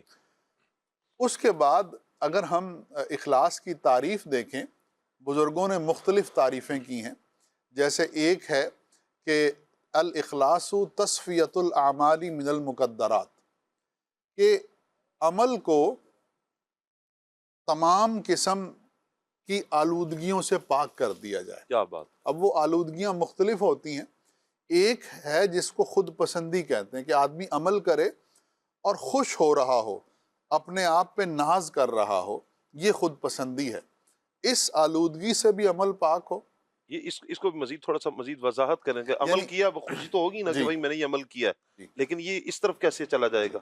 ایک یہ ہے کہ جب آدمی عمل کرے تو اس عمل کرتے ہوئے وہ یہ نہ سوچے کہ یہ عمل میں نے کیا، یہ سوچے کہ یہ عمل اللہ کی توفیق سے مجھے کیا بات ہے، عطا کیا گیا، جب اس کی توفیق ملی تو میں نے یہ عمل کیا، ورنہ میرے اندر اور میرے نفس کے اندر یہ طاقت نہیں ہے کہ میں یہ نیک عمل کر سکوں۔ تو اللہ سے ملنے والی توفیق کی طرف نظر کرے اور اس پہ شکر ادا کرے۔ جی اس کے برعکس ایسا ہوتا ہے کہ کچھ لوگ جب نیک عمل کرتے ہیں تو وہ یہ سوچتے ہیں کہ میں نے یہ عمل کیا ہے، میرے اندر جو ہے وہ بڑی طاقت آ گئی ہے، میں اپنے نفس سے لڑ سکتا ہوں۔ جی لا حول ولا قوت الا باللہ، نیکی کرنے کی قوت اور گناہ سے بچنے کی طاقت نہیں ہوتی مگر اللہ کی توفیق کے ساتھ۔ تو ایک تو یہ ہے کہ خود پسندی سے عمل کو بچایا جائے، اور دوسرا یہ ہے کہ عمل کو ریاکاری سے بچایا جائے، یعنی جی اللہ کے سوا کسی اور سے عمل کے معاملے میں کسی ثواب کی یا کسی اور چیز کی جزا کی، تمنا نہ کی جائے، جزا کی تمنا نہ کی جائے۔ تو ہوتا یہ ہے شاہ صاحب کہ جب آدمی عمل کر رہا ہوتا ہے تو جیسے نماز پڑھ رہا ہے، مسجد میں ہے اور اس کے ارد گرد لوگ ہیں، جی تو جب وہ نماز پڑھ رہا ہوتا ہے تو بعض اوقات اس کے دل میں بار بار شیطان یہ خیال لا رہا ہوتا ہے کہ دیکھو لوگ تجھے دیکھ رہے ہیں اور وہ یہ سوچ رہے ہوں گے کہ یہ کتنا نیک ہے، یہ نماز پڑھ جی رہا ہے۔ اچھا، یہ جو خیال ہے نا، خیال کو عربی میں ممکن ہے لوگ نہ سوچ رہے ہوں، جی ممکن ہے لوگ نہ سوچ رہے ہیں، اور بلکہ ہوتا ہے کہ لوگ نہیں سوچ رہے نہیں ہوتے، سوچ رہے ہوتے، لوگوں کو اپنی فکر ہوتی ہے، لیکن یہ آدمی نفس کے بہکاوے میں آ کر اور شیطانی وساوس میں آ کر ایسا جی سوچ رہا ہوتا ہے۔ اچھا، یہ جو خیال ہے نا، اس کو کہتے ہیں خطرہ غیر۔ خطرہ غیر، خطرہ کہتے ہیں خیال کو، وسوسے کو، اور غیر مطلب اللہ کے سوا کوئی اور۔ تو جب دل خطرہ غیر سے پاک ہو جائے تو وہ اخلاص کے مقام پہ فائز ہو جاتا ہے۔ اب اس کی میں مثال عرض کروں، اللہ کے جو نیک بندے ہیں، اولیاء ہیں، جی وہ خلوت میں ہوں یا جلوت میں ہوں، لوگوں کے سامنے ہوں یا اکیلے ہوں، وہ جب بھی عبادت کرتے ہیں تو ان کے دل میں خطرہ غیر نہیں آتا۔ وہ عبادت کرتے وقت ان کی پوری توجہ اللہ کی ذات کی طرف ہوتی ہے، وہ اس کے جلووں میں مست ہو کر، اس کے جلووں میں گم ہو کر اس کی عبادت کر رہے ہوتے ہیں۔ لیکن جو ہمارے جیسے لوگ ہوتے ہیں وہ نماز پڑھتے ہوئے بھی اور لوگوں کا سوچ رہے ہوتے ہیں۔ جی اچھا، یہاں عبد الواجد بھائی جو آپ گفتگو فرما رہے ہیں، یہ والی کیفیت تو پھر جنگلوں میں ہی نہیں رہ جائے گی؟ بند کمروں میں ہو جائیں تو ظاہری بات ہے کہیں جانا ہے، عبادت کرنی ہے تو کوئی نہ کوئی تو دیکھے گا، تو پھر کیا یہ نماز وغیرہ کے لیے اگر کسی کے ذہن میں یہ خیال آ رہا ہو، لگتا ہے پھر تو مجھے نماز بھی اپنے گھر میں پڑھنی پڑے گی، مجھے تو پھر اور بھی بہت سارے اعمال ہیں، تو پھر ان کا کیا کرے گا پھر؟ آپ ایک فہرست بنا لیں جن کو آپ مخلص سمجھتے ہیں، اللہ کے نیک بندے، اولیاء کرام مخلص، ان مخلصین کی فہرست میں آپ ہر نام کو پھر فردن فردن چیک کریں کہ یہ جنگلوں میں رہتے تھے یا دنیا میں رہتے تھے۔ اعلیٰ حضرت قبلہ رحمۃ اللہ تعالی علیہ ہمارے فکر و عمل کے امام ہیں، کیا آپ نے جنگل کی زندگی اختیار فرمائی؟ نہیں، آپ لوگوں کے بیچ میں رہے، اور لوگوں کے بیچ میں رہتے ہوئے بھی آپ کی زندگی میں ہمیں اخلاص کی جھلک نظر آتی ہے کہ آپ نے اپنا ہر عمل، اپنا ہر کام، اپنی ہر کوشش اللہ کے لیے کی ہے، اور اللہ کے سوا کسی اور کو مقصود نہیں رکھا۔ تو ایسے آپ بزرگان دین کی فہرست کو دیکھتے جائیں، ان میں سے ہر ایک لوگوں میں رہا ہے۔ یہ ضرور ہوتا ہے کہ تنہا کچھ دیر رہنا پڑتا ہے، اس تنہائی کا مطلب یہ نہیں کہ آپ جنگل میں رہیں، آپ اپنے گھر کے کمرے میں بھی تنہا ہو سکتے ہیں، اور گھر کے کمرے میں تنہا ہو کر آپ اللہ کو یاد کر سکتے ہیں، جی تو جو یکسوئی ہے نا، جو اخلاص کی طرف لے کر جاتی ہے، وہ تھوڑی دیر کے لیے لوگوں سے کٹنے سے حاصل ہوتی ہے۔ صحیح، وَتَبَتَّلْ إِلَيْهِ تَبْتِيلًا، جی کہ مکمل طور پر اسی کی طرف کٹ جاؤ۔ واہ۔ تو تنہا ہونا پڑتا ہے لیکن جنگلوں میں نہیں جانا پڑتا۔ لیکن کچھ عبادات تو ہیں، یہ ظاہری بات ہے، وہ تو کرنی ہی سامنے نہ، حج کیسے کریں گے گھر میں؟ جی حج کے لیے تو آپ کو بیت اللہ جانا پڑے گا۔ جی اب کسی کو یہ ہو کہ بھائی لوگ کیا کہیں گے، حاجی کہیں گے، تو آپ اپنے دل کی اصلاح کریں گے۔ ہم پھر وہیں پر آئیں گے کہ ہم اپنے دل کی اصلاح کریں گے، اپنے دل پر غور کریں گے کہ میرا عمل اخلاص والا ہو، میرا عمل ریاکاری سے پاک ہو، میرا عمل عجب سے پاک ہو، میرا کردار ستھرا ہو، میں اپنی اصلاح کرنی ہے۔ نماز تو فرض ہے، نماز ادا کرنی ہے، جماعت کے ساتھ پڑھنی ہے تو واجب ہے، مسجد مجھے جانا پڑے گا۔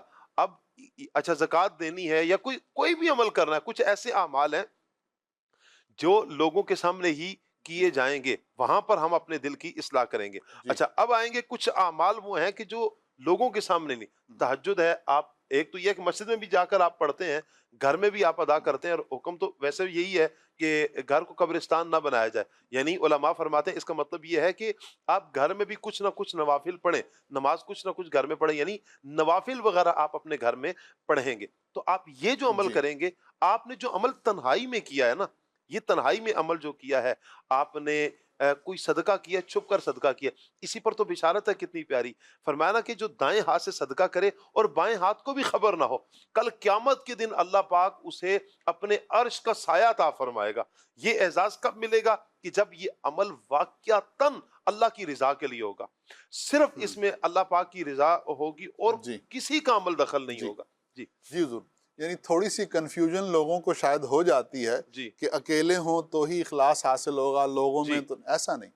اصل بات ہے نیت کی، کہ اگر آپ کی نیت جو ہے عمل سے، جو عمل کرنے کے لیے نیت کر رہے ہیں، وہ نیت اللہ کی رضا ہے، اللہ کو راضی کرنا ہے، اللہ کو خوش کرنا ہے، تو اب وہ عمل آپ اکیلے کریں یا لوگوں میں کریں، تنہا کریں، خلوت میں کریں یا جلوت میں کریں، جب آپ کی نیت اللہ کے لیے خالص ہو گئی تو اب آپ کا عمل خالص ہو گیا۔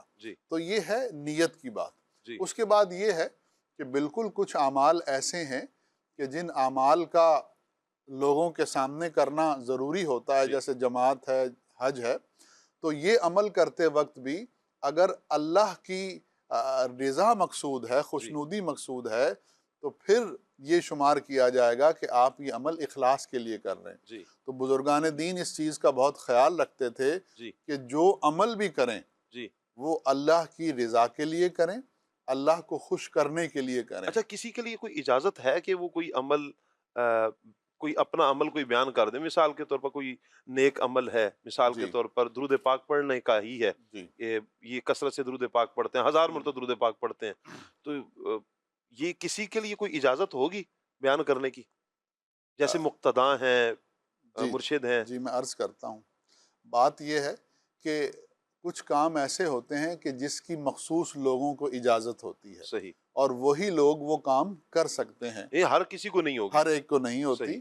اگر کیچڑ ہے نا تو وہاں سے بچہ گزرے گا تو وہ پھسل کے گر جائے گا، اور اگر وہاں سے بڑا گزرے گا تو وہ اپنے دامن کو سمیٹ کے، کپڑوں کو بچا کے سہولت سے گزر جائے گا، بلکہ اپنے پیچھے آنے والوں کی رہنمائی بھی کر لے گا۔ تو ایسے ہی کچھ لوگ ہوتے ہیں مقتدا، کچھ لوگ وہ ہوتے ہیں کہ جنہیں اللہ تعالیٰ نے لوگوں کا پیشوا بنایا ہوتا ہے، نمبر ایک۔ نمبر دو، اور وہ ایک عمر کا حصہ گزرنے کے بعد اس مرتبے پر فائز ہو جاتے ہیں کہ شیطان ان کے سامنے کمزور پڑ جاتا ہے، ان کے اخلاص کی روشنی سے ان کا نفس دب جاتا ہے۔ تو ایسے جو لوگ ہوتے ہیں ان کو، جو ان کی پیروی کرنے والے ہیں، جیسے مرید ہیں، ان کے سامنے جو مرشد ہے وہ اپنے کسی نیک عمل کو ظاہر کر سکتا ہے، بلکہ کرنا چاہیے، کیونکہ جب وہ نیک عمل کو ظاہر کرے گا تو اس کے مریدوں کو، شاگردوں کو اس نیک عمل کی ترغیب ملے گی۔ لیکن یہ ہر ایک کے لیے نہیں ہے۔ ہمارے جیسے جو لوگ ہیں جنہیں اپنے اعمال کے بارے میں پتہ ہے اور وہ اس درجے پر فائز نہیں ہوئے، تو انہیں اپنے نیک اعمال کی تشہیر نہیں کرنی چاہیے. جو فرائض ہیں، واجبات ہیں، ان کا بعض اوقات بتانا ضروری بھی ہو جاتا ہے جی تاکہ لوگ بدگمانی نہ کریں. جی ہاں. وہاں پر لیکن- تو کتنا ضروری ہوگا کہ تاکہ لوگ بدگمان نہ ہو، جی انہیں بدگمانی سے بچانا جی ضروری ہاں. ہوگا. تو مسجد میں اگر آپ نماز پڑھتے ہیں جی اور اگر آپ سے کوئی ایسا معاملہ ہو جاتا ہے، آپ کو بتانا پڑتا ہے، تو آپ بتائیں الحمدللہ میں نے فجر کی نماز باجماعت پہلی صف میں ادا کی ہے. جی لیکن کچھ اعمال ایسے ہوتے ہیں کہ جو اس طرح سے نہیں ہوتے، تو ان کو چھپانا ہی بہتر ہوتا ہے. بہر صورت مدنی چینل کے ناظرین، عمل جب بھی کریں گے تو اپنے دل پر غور کریں، اپنی نیت کا قبلہ درست رکھیں گے تو انشاءاللہ عز و جل، چاہے پھر آپ جلوت میں ہوں چاہے خلوت میں ہوں، جب عمل اللہ کے لیے ہوگا تو انشاءاللہ آپ دیکھیں گے اس کی برکتیں ہمیں ضرور نصیب ہوگی. ریاکاری کن کن چیزوں میں ہوتی ہے ابراہیم بھائی؟ اللہ اکبر. قبلہ شاہ صاحب، ہمارے عبدالواجد بھائی بہت خوبصورت گفتگو فرما رہے تھے اور ان سے میں مستفید بھی ہو رہا تھا. بہت ساری باتیں جو ہے وہ سیکھنے کو بھی ملتی ہیں. دراصل اگر ابتدا سے دیکھیں نا تو سب سے پہلے تو جو ریاکاری ہے جی یہ تو ایمان کے اندر بھی ہو سکتی ہے. اچھا جی، یعنی اگر کوئی خدا نہ خواستہ ایمان صرف دکھلاوے کے لیے لایا ہے اور اس کے دل کے اندر ایمان نہیں ہے، منافق ہے جیسے. جی ظاہراً بس اس نے کلمہ پڑھا ہے لیکن اس کے دل کے اندر ایمان نہیں ہے، تو یہ بھی ایک ریاکاری کی یوں کہیں کہ پہلا اسٹیج ہے.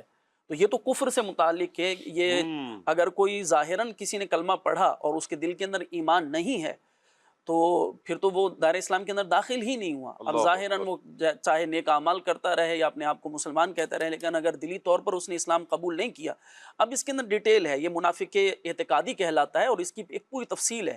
لیکن سر دست ہماری گفتگو جو ہے وہ اعمال کے تعلق سے ہے، کیونکہ کسی کے بارے میں نفاق اعتقادی کا حکم لگانا یہ بہت سخت حکم ہوتا ہے، اور عوام کا کام نہیں ہے کہ کسی کے بارے میں یوں کہیں کہ یہ جناب دلی طور پر یہ مسلمان نہیں ہے. عمل کے بارے میں بھی ہمیں حکم نہیں ہے کہ ہم کسی کے بارے میں کہیں گے کہ یہ جو ہے وہ عمل جو کر رہا ہے یہ ریاکاری کے لیے کر رہا ہے، کیونکہ ہم کسی کے دل پر آگاہ نہیں ہیں. یہ دل کا معاملہ ہے اور یہ ریاکاری کا پورا ٹاپک دل سے تعلق رکھتا ہے، نیت سے تعلق رکھتا ہے. تو ایمان کے اندر بھی ریاکاری ہو سکتی ہے. اللہ تبارک و تعالی ہمیں اخلاص کے ساتھ ایمان پر استقامت عطا فرمائے، اور ہمارے جو اعمال ہیں وہ بھی اللہ تبارک و تعالی اخلاص پر اللہ کرے کہ ہم جو ہے وہ رہیں. دیکھیں ہم انسان ہیں، تو انسان ہونے کے ناطے کیونکہ شیطان بھی پیچھے لگا ہوا ہے، تو جہاں ایمان کے اندر جو ہے وہ ریاکاری ہو سکتی ہے، اسی طرح اعمال کے اندر، یعنی ہم کوئی عبادت کر رہے ہیں تو اس کے اندر بھی ریاکاری ہو سکتی ہے. اسی طرح دنیاوی معاملات میں بھی دکھلاوا یا ریاکاری ہو سکتی ہے. جن اعمال کو ہم عبادت نہیں شمار کر رہے ہوتے ہیں، مثلا کسی نے خوشبو لگائی ہے تو اب خوشبو لگانا بظاہر کوئی ایسا عبادت کے اندر شمار نہیں ہوتا. ہاں اس کے اندر اگر نیت نیک ہوگی، اچھی نیت ہوگی تو یہ بھی اچھا عمل ہو سکتا ہے، اس پر بھی ثواب ہو سکتا ہے. سنت کی نیت کر لیں گے تو سنت کی نیت کر لیں گے، مسلمانوں کو فرحت پہنچانے کی نیت کر لیں گے.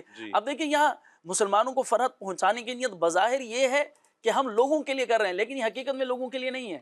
یہ بھی اللہ تبارک و تعالی جل جلالہ کے لیے ہے کہ ہم مسلمانوں کو جو ہے وہ فرحت پہنچائیں گے، خوشی پہنچائیں گے. تو بہت سارے اعمال ایسے ہوتے ہیں جن میں ظاہراً یہ لگ رہا ہوتا ہے کہ ہم لوگوں کے لیے کر رہے ہیں، لیکن حقیقت میں وہ اللہ تبارک و تعالی جل جلالہ کے لیے ہی ہوتی ہے. اچھا، یہاں ایک بات خاص طور پر میں عرض کرنا چاہوں گا شاہ صاحب، کہ جب ہم بات کرتے ہیں کہ ہم ریاکاری کا ٹاپک ذکر کرتے ہیں یا اخلاص پر مبنی جو ہے وہ اعمال کا ذکر کرتے ہیں کہ ہمیں اخلاص کے ساتھ عمل کرنا ہے، تو ایک بات ذہن کے اندر یہ آتی ہے کہ یار ایک طرف تو جو ہے وہ اتنے اعمال کرنے کا کہا جاتا ہے، دین اسلام نے ہمیں جو ہے وہ نماز پڑھنے کا کہا، زکوٰۃ دینے کا کہا، حج کرنے کا کہا، اسی طرح جو ہے وہ فرائض و واجبات ہمارے اوپر لازم ہوتے ہیں. تو اس کے ساتھ ساتھ پھر یہ چیزیں بھی لازم کر دی جاتی ہیں کہ ہم ریاکاری سے بھی بچیں گے، ہم اخلاص بھی اختیار کریں گے اور خشوع و خضوع بھی اختیار کریں گے اور لوگوں کو دکھلاوے سے بھی بچیں گے. یہ ساری چیزیں بھی اس کے اندر جب ذکر کی جاتی ہیں تو ایک سوال ذہن کے اندر آتا ہے شاہ صاحب، یعنی ایک عوامی ذہن کی ترجمانی کر رہا ہوں کہ یار کتنی چیزیں فالو کریں، کتنی چیزیں کریں، کن چیزوں پر عمل بھی کریں، فرائض و واجبات کی بھی پابندی کریں، اور یہ ریاکاری سے بھی بچنا ہے، اخلاص بھی کرنا ہے. تو گزارش یہ ہے کہ آپ محنت کر رہے ہیں، جیسے آپ نے شروع کے اندر بھی اس بات کو لیا تھا کہ آپ محنت کر رہے ہیں، تو آپ کو اس محنت کرنے کے بعد جو صلہ ملنا ہے وہ اسی بات پر ملنا ہے، اسی بات پر ملنا ہے کہ آپ نے یہ عمل لوگوں کے دکھلاوے کے لیے نہیں کیا بلکہ رب کو راضی کرنے کے لیے لیا ہے، بالکل، بہت خوب، اور جنت میں جانے کے لیے یہ عمل کیا. تو جب آپ کوئی کام محنت کر رہے ہیں، اب اس کا جو صلہ ملنا ہے وہ اللہ تبارک و تعالی جل والا کی رضا کی صورت میں ملنا ہے، تو آپ کو یہ پہلے رہنمائی کر دی جائے کہ آپ جو نماز ادا کرنے جا رہے ہیں، آپ جو مشقت کریں گے، آپ جو محنت کریں گے، آپ نے لاکھوں روپے خرچ کر کے عمرے کا اہتمام کیا، آپ نے لاکھوں روپے خرچ کر کے حج کا اہتمام کیا، آپ نے زکوٰۃ دی، صدقہ و خیرات کیے، یہ ساری جو آپ اسٹرگل کر رہے ہیں یہ کس کے لیے کر رہے ہیں؟ اگر یہ محض لوگوں کو دکھلاوے کے لیے کر رہے ہیں تو بھائی جان یہ جو آپ اعمال کر رہے ہیں یہ آپ کے کام نہیں آنے۔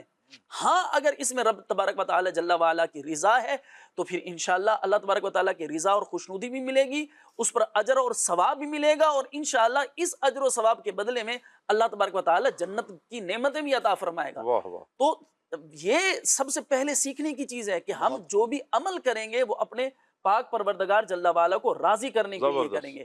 اچھا دیکھیے، ریاکاری صرف مسجد یا عبادات کے اندر نہیں ہے، جی اب ریاکاری اور دکھلاوا یوں کہیں کہ سوشل میڈیا پر بھی ہے، ورک پلیسز پر بھی ہے، ریلیجیس ایکٹیویٹیز کے اندر بھی ہے، اسی طرح فیملی سسٹمز کے اندر بھی ہے، اور چیریٹی کے اندر بھی ہے، اور یوں کہیں کہ ہم اگر جو جس یعنی ماحول کوئی سا اور بھی جس عمل ادارے اٹھائیں کے آپ۔ اندر ہیں وہاں بھی ہم اگر اللہ تبارک و تعالیٰ کے لیے نہیں کر رہے ہیں جی تو پھر اس کے اندر ہم دیکھیں کہ ہم پھر کر کس کے لیے رہے ہیں۔ تو سب سے مقدم اللہ تبارک و تعالیٰ جل وعلا کی رضا ہے۔ ویسے تو ایک مسلمان ہونے کے ناطے ابراہیم بھائی، کیا ایک مسلمان کا یہ کام نہیں بنتا کہ مسلمان کا ہر عمل اللہ کے لیے ہونا چاہیے؟ سبحان اللہ۔ یعنی کون سا ٹائم ہے، کون سا، یعنی 12 گھنٹے ہیں مسلمان کے پاس، 24 گھنٹوں میں کوئی ایک لمحہ بھی ایسا نہیں ہو سکتا کہ جس میں بندہ کہے کہ یہ اللہ کے لیے نہیں ہے، یہ عمل اللہ کے لیے۔ مطلب کہنے کا مطلب یہ ہے کہ اگر آپ چاہیں تو 24 گھنٹے ایک مسلمان ہونے کے ناطے آپ کی اللہ کے لیے گزر سکتے ہیں۔ ایسی مثالیں ہمارے سامنے کیا موجود نہیں ہے؟ بالکل موجود ہیں۔ یعنی اپنے اسلاف کی زندگیوں کو تو پڑھیں، ان کا یعنی ان کے بارے میں صحابہ کرام کی زندگیاں پڑھیں آپ، کیا صحابہ کرام کا کوئی لمحہ کہہ سکتا ہے کہ یہ لمحہ ان کا اللہ کے لیے نہیں تھا؟ نہیں، بلکہ صحابہ کرام ہوں، اہل بیت اطہار ہوں، ہمارے اولیاء کرام ہوں، ہمارے بزرگان دین، ان کا لمحہ اللہ کے لیے تھا۔ یعنی 24 گھنٹے یوں کہہ لیں ان کے اللہ کی یاد میں بسر ہوتے تھے، اللہ کے دین کے کاموں میں بسر ہوتے تھے۔ آپ ان کا سونا دیکھیں، ان کا جاگنا دیکھیں، یعنی وہ سوئے بھی کس نیت کے ساتھ کہ میں صبح اٹھوں گا میں نے تہجد کے لیے اٹھنا ہے، رات میں سویا اس لیے ہوں کہ میں فریش ہو جاؤں گا، میں فجر کی نماز کے لیے اٹھوں گا۔ ان کا یہ سونا عبادت بن گیا، یعنی آرام کر رہے ہیں نا، یہ عبادت ہو گیا۔ ان کے دن کے معاملات وہ عبادت، کھانا کھا رہے ہیں، بظاہر تو کھانا کھا رہے ہیں نا، اپنی صحت کے لیے کھانا کھا رہے ہیں، لیکن کیا نیت کیا کر رہے ہیں؟ سنت کے لیے، سنت کے مطابق کھانا کھا رہا ہوں، میں سنت کے مطابق کھانا کھاؤں گا، میں عبادت پر قوت پانے کے لیے کھانا کھاؤں گا، اس سے جو طاقت ملے گی میں نماز پڑھوں گا، اس سے طاقت ملے گی میں فلان نیک کام کروں گا، اس سے طاقت ملے گی میں درس و تدریس کا سلسلہ کروں گا۔ تو ایک مسلمان کا 24 گھنٹے، میں یوں کہوں کہ آپ کا سونا، آپ کا جاگنا سارے عبادت میں بسر ہو سکتے ہیں۔ وہ کون سا ٹائم پیریڈ ہے کہ جو اللہ کے لیے، یعنی اللہ سے ثواب پانے کے لیے نہیں گزر سکتا ہے؟ شاہ صاحب، اس سے یہ پتہ چلتا ہے کہ ہمارے پاس ماڈلز موجود ہیں، بالکل ہمارے موجود ہے، پاس جو ہے مقتدا اور رہنما موجود ہیں، اور موجود ہے۔ ہمیں دیکھیں اس کی اہمیت کو دیکھیں آپ۔ قرآن حکیم نے صراط مستقیم کی جو نشانی بتائی ہے، فرمایا انعمت علیہم، اللہ، یہ جو صراط مستقیم کی نشانی، وہ ان لوگوں کو فالو کرو، ان لوگوں کو دیکھو کہ جن پر میں نے انعام کیا ہے۔ واہ، پتہ یہ چلا کہ یہ جو انبیاء کرام علیہم السلام ہیں، صحابہ کرام علیہم رضوان ہیں، اہل بیت اطہار ہیں، یہ اولیاء اعظام ہیں، یہ ائمہ مجتہدین ہیں، یہ جو بزرگ ہیں نا، ان کا جو رستہ ہے یہی صراط مستقیم ہے۔ واہ واہ، صراط مستقیم پر اور کوئی کسی قسم کا کوئی پین فلیکس نہیں لگا، بلکہ صراط مستقیم وہی راستہ ہے جس پر یہ نیک لوگ چل رہے کیا ہیں، اسی بات کے ہے، پیچھے چلتے جاؤ، یہ سیدھی سڑک شہر شفاعت نگر کی۔ واہ واہ تو واہ، یہ جو سیدھا رستہ چل رہا ہے، ان لوگوں کو فالو کرنے کا حکم ہے۔ آپ دیکھیں کہ رجال کی اہمیت اسلام کے اندر کیا ہے، جی، اولیاء کی اہمیت اسلام کے اندر کیا ہے۔ آج ہمارے نوجوانوں کو برگشتہ کیا جا رہا ہے کہ جناب اولیاء کے پیچھے نہیں چلنا، ولیوں کے پیچھے نہیں چلنا، اور بزرگوں کے پیچھے نہیں چلنا، اور اس پر طرح طرح کی جو ہے وہ باتیں کسی جاتی ہیں۔ تو صراط مستقیم کی تو نشانی یہی ہے کہ جن پر یہ اللہ کے ولی چل رہے ہیں۔ جی، تو جب ہم ان کے پیچھے چلیں گے، اچھا دیکھیں ایک بات میں کلیئر کر دوں، جیسے آپ نے بھی فرمایا، عبد الواجد میں بھی فرما رہے تھے کہ جب اخلاص والے یہ لوگ اللہ پاک کی عبادت کرتے ہیں تو پھر دنیا کا کوئی خیال ان کے ذہن میں نہیں آتا۔ یہ مقام اور مرتبہ بیٹھے بیٹھائے نہیں مل جاتا، اس مقام اور مرتبے کو پانے کے لیے بہت محنت اور مشقت کی ضرورت ہوتی ہے. مسلمان کی پوری زندگی اسٹرگل کا نام ہے.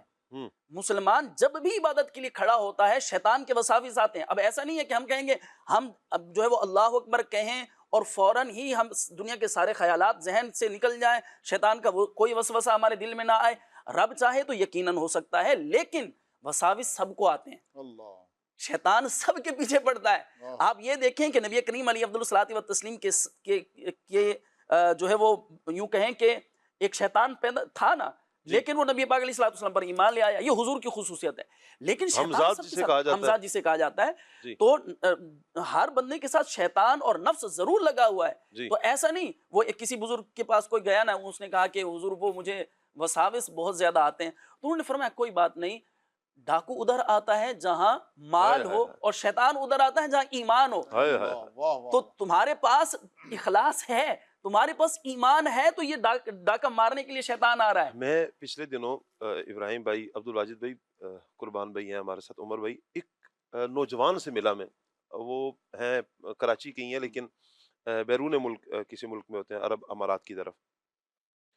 آپ وہ ادھر آئے ہوئے تھے, کسی دوست کی شادی تھی, تو اچھا وہاں پر اجتماعی ذکر نات تھا, تو میں وہاں پر گیا. تو جب میں ملا نا اس سے, تو مجھے کسی دوست نے ہی ان کے ملوایا کہ یہ اس نوجوان سے آپ ملیں, اس کو تھوڑا سا سمجھائیں, آپ تھوڑا سا سمجھائیں, وہ بہت نا پریشان ہے.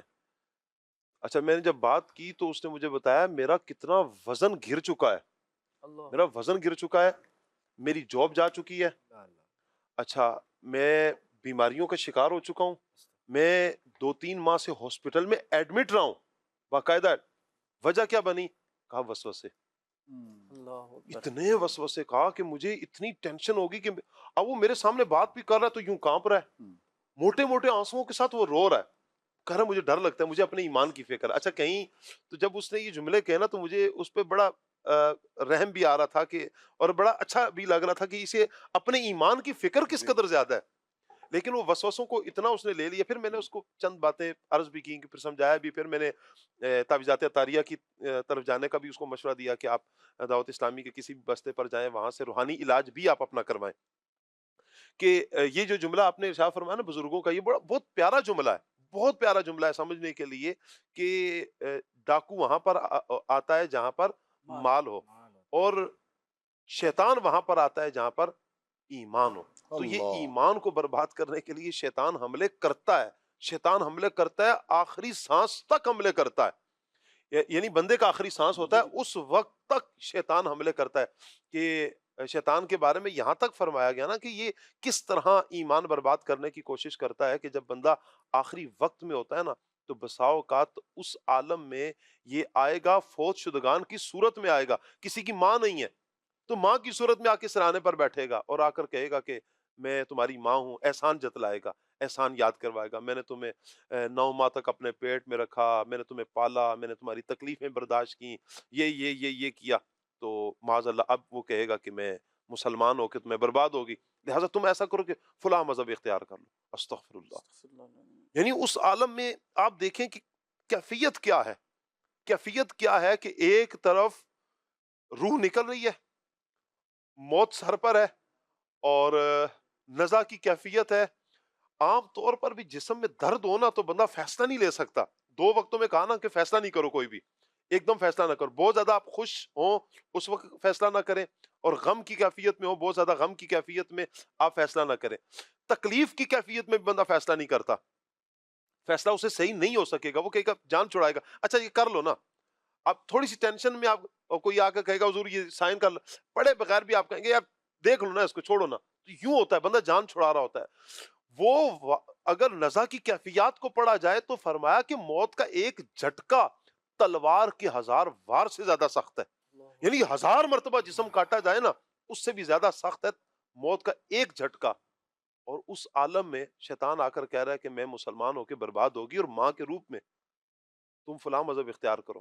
باپ کی صورت میں آئے گا, اور پھر احسان یاد کروائے گا, میں نے سردی نہیں دیکھی, میں نے گرمی نہیں دیکھی, میں نے یہ کیا, میں نے یہ کیا, میں نے تمہارے لیے کیا کچھ نہیں کیا, لہٰذا تم فلاں مذہب اختیار کر لو. اب کتنا مشکل ہے آخری لمحے ہیں، اس عالم میں بھی شیطان آ کر حملہ کر رہا ہے. ہائے ہائے ہائے.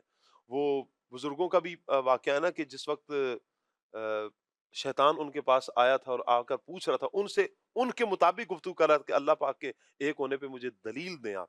پھر ان کے مرشد کام آئے. ہائے ہائے. یہ ہوتا ہے کہ مرشد، کامل مرشد ہونا، تو پھر یہ مشکل جو گھڑی ہے نا، بندہ پھر ایمان کی سلامتی کے ساتھ دنیا سے چلا جاتا ہے. ہم کیوں غوث پاک رحمت اللہ علیہ کے تذکرے کرتے ہیں؟ ہم کیوں اپنے پیر و مرشد غوث پاک رحمت اللہ علیہ کے قصیدے پڑھتے ہیں؟ ہم نے امیر علیہ سنت کے ہاتھ میں ہاتھ دیا ہے، غوث پاک کے مرید بنے. اس کی وجہ یہی ہے، یہ بھی وجہ ہے کہ اللہ کرے ہمارا ایمان سلامت رہے. دنیا سے تو سب نے جانا ہی جانا ہے، ایمان کی سلامتی کے ساتھ چلے جائیں.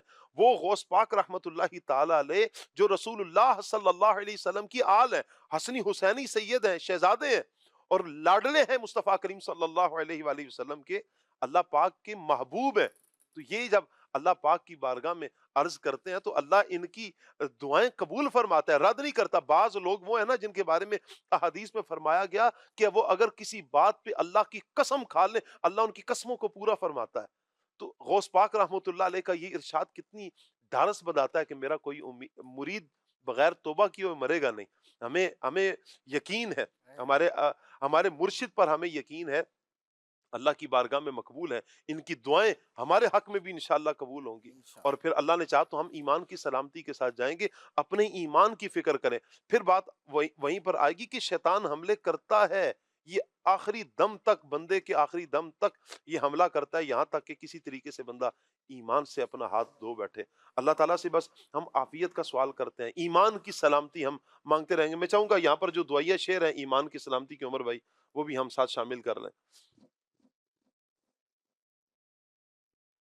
محبت میں اپنی گمایا الہی، نہ پاؤں میں اپنا بتایا الہی.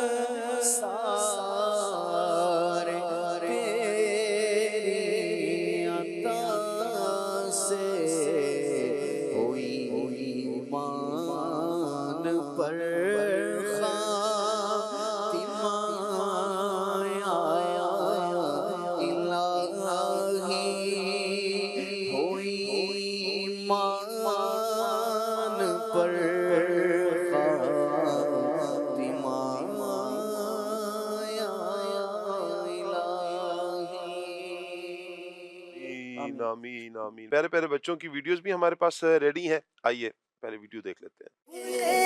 آنکھ سن لے پالا کہتے کہتے. اسلام کا تیسرا رکن زکوٰۃ. میرا نام شرابیل ہے، میں ویلی لکا سے بات کر رہا ہوں. اسلام کا تیسرا رکن زکوٰۃ ہے.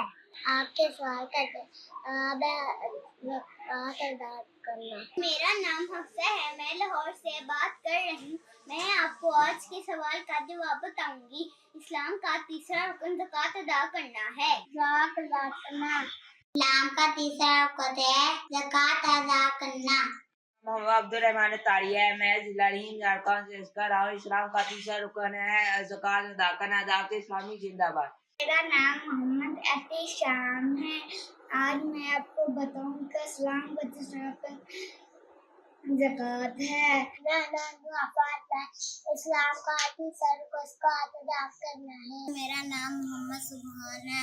اسلام کا تیسرا رکن زکوٰۃ ادا کرنا ہے. سوال اسلام کا تیسرا رکن کون سا ہے؟ جواب اسلام کا تیسرا رکن زکوٰۃ ادا کرنا.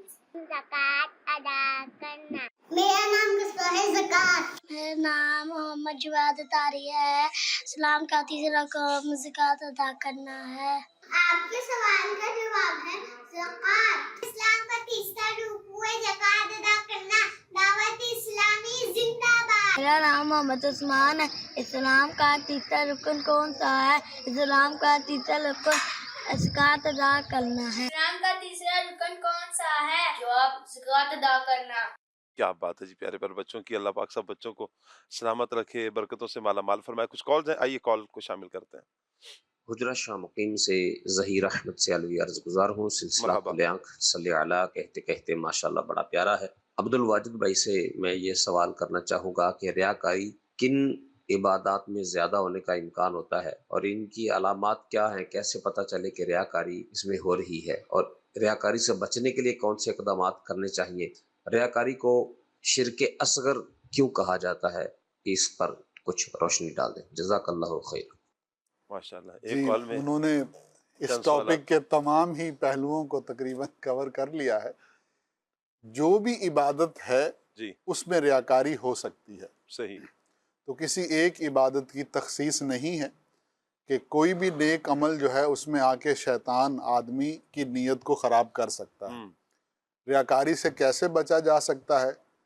سب سے پہلے یہ جان لیں کہ ریاکاری ہوتی کیا ہے۔ جب آپ اس چیز کو جان لیں گے تو اس کے بعد اس کے برعکس جو ہے وہ عمل کرنے کی کوشش کریں۔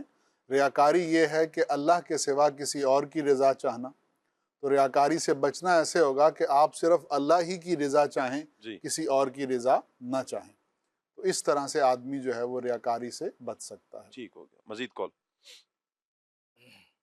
شہر یار اتاری بندہ شاہ بلاول سے عرض گزار ہوں۔ سید صاحب، آج آپ ایسا شعر سنیں جس میں لفظ للہ الحمد اور مسلمان آتا ہو، جزاک اللہ خیر۔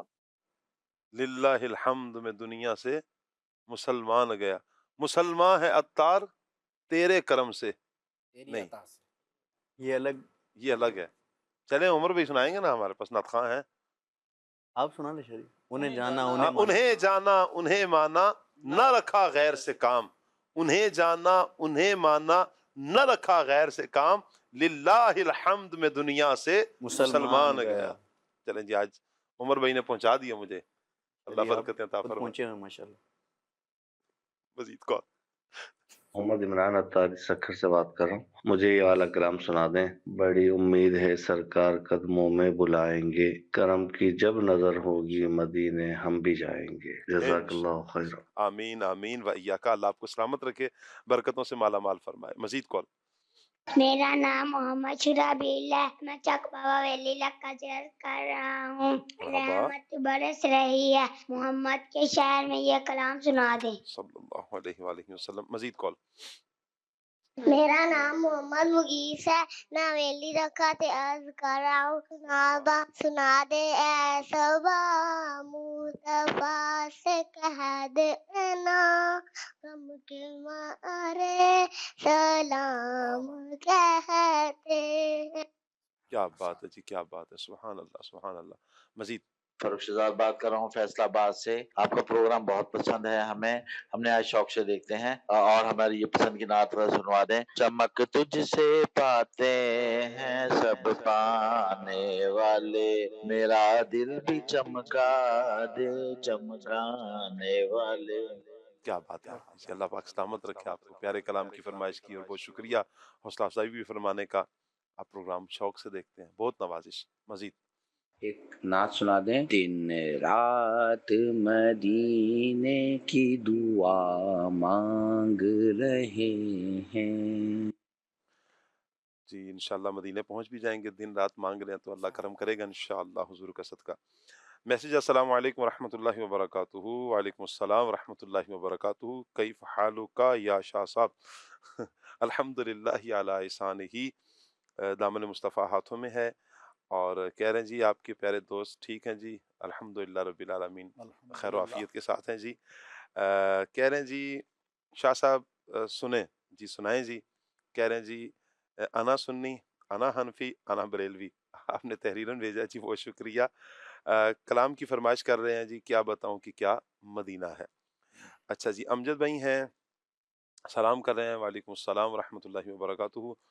اور شہد سے بھی ہے، شہد سے بھی میٹھا سرکار کا مدینہ، اچھا یہ کلام سنانا ہے اور ایک شعر سنا دیں جس میں لفظ خلد آتا ہو، اور میرا خیال ہے عبد الواجد بھائی کے ساتھ جو اس ٹائم میں بیٹھے ہوئے ہیں ان سے ہم سن لیں۔ خلد میں ہوگا ہمارا داخلہ اس شان سے، یا رسول اللہ کا نعرہ نعرہ لگاتے جائیں گے انشاءاللہ انشاءاللہ انشاءاللہ۔ لاڑکانہ سے ایک میسیج ہے جی اسد اللہ حسینی صاحب کا، اور کہہ رہے ہیں جی لکھ دے میری قسمت میں مدینہ لکھ دے، ایک کلام کی فرمائش کی ہے انہوں نے۔ اور ایک اور میسیج ہے عمر فاروق اتاری بھائی ہیں تلا گنگ سے۔ السلام علیکم ورحمۃ اللہ۔ وعلیکم السلام ورحمۃ اللہ وبرکاتہ۔ کہہ رہے ہیں باپو میرے میسیج کی تعداد 100 ہو گئی ہے، آج سے ذہنی آزمائش مزید سخت ہو گئی، شعر مکمل کریں۔ دست شہ بطحا سے یہی چٹھی ملی ہو۔ جی قربان بھائی۔ پہلا لفظ اتار ہمارا ہے ہمارا، دستے شہ بطحا سے یہی چٹھی ملی ہو۔ تار ہمارا ہے، حشر اسے کاش، دستے شہ بطحا سے یہی چٹھی ملی۔ چلیں جی ٹھیک ہو گیا جی، ہم پہنچ گئے الحمدللہ۔ میں اکیلا اور مسائل زندگی کے بے شمار، اس کلام کی بھی فرمائش کی ہے۔ اچھا جی عمر لالا دی بارگاہ دے وچ عرض ہے کہ مینوں کلام سنا دیو، ایک شب تار ہے اور ایک غار ہے۔ اچھا جی والدین دے واسطے، گھر والے واسطے مدینے دی حاضری دی دعا کر دیو، اللہ پاک توانوں اور تواڈے گھر والیاں نوں حاضری مدینہ نصیب فرمائے، اللہ پاک سب کو برکت سے مالا مال فرمائے جی، آپ کے صدقے ہم بھی مکہ مدینے کے مسافر بنے۔ اور میسیج ہے کعبے کی رونق، کعبے کا منظر، اور اعلیٰ حضرت ہماری جان ہے، یہ منقبت سننی ہے۔ عمر بھائی سے گزارش ہے دل جو ٹوٹا حضور یاد آئے، اس کلام کی بھی فرمائش ہے۔ اچھا ایک سوال ہے عبد الواجد بھائی، کیا اللہ کے گھر کی خدمت کر کے اس پر رشک کرنا کہ میں نے اللہ کی رضا کی خاطر یہ کام کیا، یہ ریاکاری تو نہیں ہے؟ یہ شکر ہے، شکر ہے کہ آدمی جو ہے اللہ کی رضا کے لیے کوئی کام کرنے کے بعد اس بات پہ خوش ہو رہا ہے، یعنی کہ گویا کہ اللہ کا شکر ادا کر رہا ہے۔ جی تو چونکہ یہ ایک بندہ مومن کے جذبات ہیں تو میں حسن ظن رکھتے ہوئے ہی یہ بات کہہ رہا ہوں، باقی ہر آدمی اپنے دل کا معاملہ جانتا ہے۔ جی تو حسن ظن یہی ہے کہ یہ اللہ کا شکر ادا کرنے کی ایک کیفیت ہے۔ جی چلیں جی ایک میسیج ہے، کہہ رہے ہیں جی کیا ہاتھ میں کاؤنٹر اور تصویر رکھنا بھی ریاکاری میں آتا ہے؟ بات یہ ہے کہ اپنے دل پر نیت کریں گے، غور کریں گے، محاسبہ اپنے دل کا اپنے کرنا ہے کہ کیوں رکھا ہے، کیوں آپ نے کاؤنٹر لیا یا تصویر۔ جی یہاں پہ ایک بات ایڈ کر دوں کہ بعض اوقات ہوتا ہے کہ آدمی کے دل میں یہ خیال آ رہا ہوتا ہے کہ یہ کہیں ریاکاری تو نہیں، جی تو اس میں دو طرح کی اپروچز ہوتی ہیں۔ کچھ لوگ یہ سوچ کر وہ عمل چھوڑ دیتے ہیں، جی یار کہیں اس میں ریاکاری نہ ہو، تو ایسا نہیں کرنا چاہیے، عمل نہیں چھوڑنا ہوتا، نیت کو درست کرنی ہے، درست کرنا ہوتا ہے۔ تو اگر کبھی دل میں یہ خیال آئے بھی تو اپنی نیت کو درست کرے کہ میں اللہ کو راضی کرنے کے لیے یہ عمل کر رہا ہوں۔ جیسے تسبیح ہے، تسبیح ہاتھ میں رکھنے کا مقصد صرف یہ ہے کہ مجھے ذکر کرنا یاد رہے۔ بعض اوقات آدمی بھول جاتا ہے، جی جب ہاتھ میں تسبیح ہوتی ہے تو اس سے پھر آدمی کو سہولت رہتی ہے۔ جی تو جب یہ نیت ہوگی، نہ کہ یہ نیت کہ میں لوگوں کو دکھاؤں گا، جی تو پھر یہ ریاکاری نہیں ہوگی۔ یہ ریاکاری کا تعلق تو دل سے بھی ہے نا، اگر سامنے کوئی تسبیح پکڑے تو اس سے کوئی اظہار ہو بھی نہیں سکتا کہ ریاکاری ہے یا پھر اخلاص ہے، وہ بندے کے دل کا معاملہ ہے۔ ایک بزرگ کا فرمان ہے نا کہ وہ فرماتے تھے کہ میں نے کسی کو روتا دیکھا تو یہ گمان کیا کہ یہ دکھاوے کے لیے رو رہا ہے، تو 1 سال تک میں رونے سے محروم رہا۔ تو یہ نحوست ہو سکتی ہے، یعنی کسی پر آپ حکم نہیں لگا سکتے، کسی کے بارے میں تو خیال نہیں کر سکتے، اپنا محاسبہ کریں گے۔ جو ہم نے گفتگو بھی شروع میں کی تھی نا، عبد الواجد بھائی نے بھی اس طرف توجہ دلائی تھی کہ ہم جب ریاکاری یا کوئی بھی عمل دیکھیں گے نا، تو بجائے اس کے کہ آپ دوسروں کو تھرمامیٹر لگائیں، آپ اپنے آپ کو تھرمامیٹر لگا لیں، اپنے آپ کو چیک کریں، اپنا ٹیسٹ کریں، میرا عمل کیسا ہے۔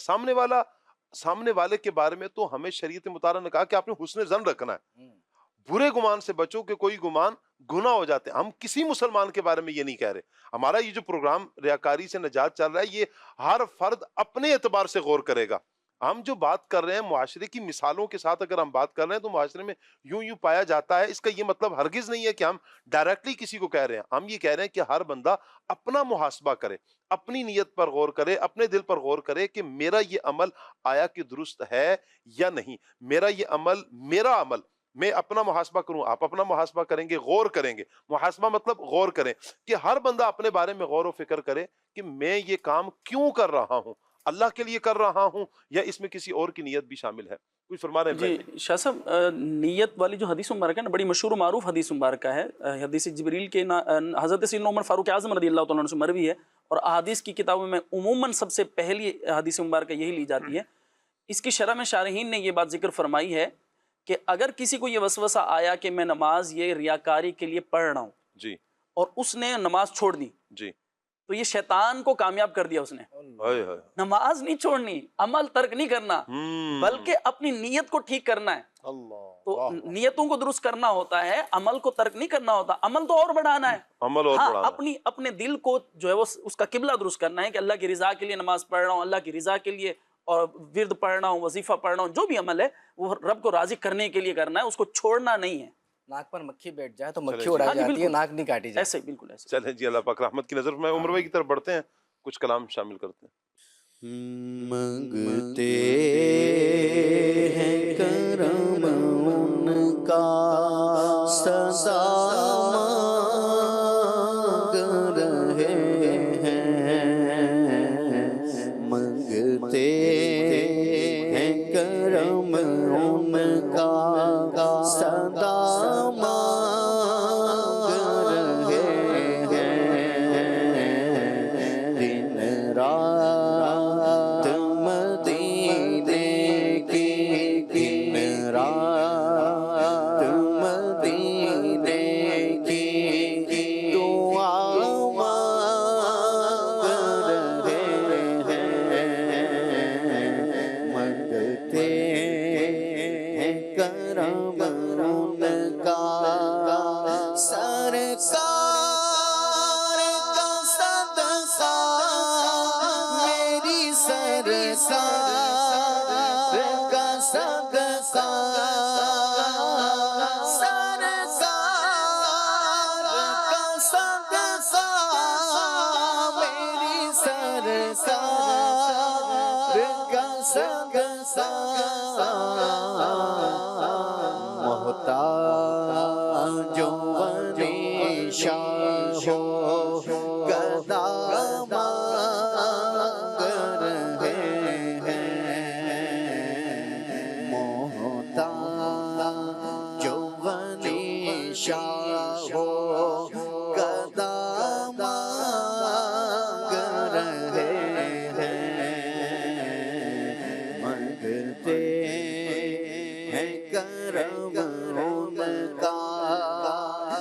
یوں کھو گئے سرکار کے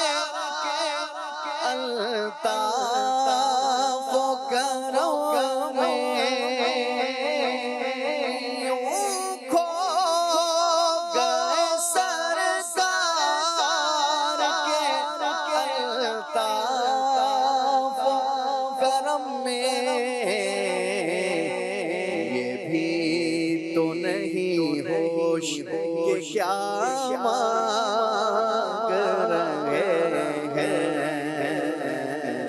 یہ بھی تو نہیں ہوش کہ کیا مانگ رہے ہیں, منگتے ہیں کرم ان کا. دل جو ٹوٹا حضور یاد آئے, دل جو ٹوٹا حضور یاد آئے, دل جو ٹوٹا حضور یاد آئے, اشک نکلا حضور یاد آئے، اشک نکلا حضور یاد آئے، سوچ کر یہ کہ میں اکیلا ہوں، سوچ کر یہ کہ میں اکیلا ہوں،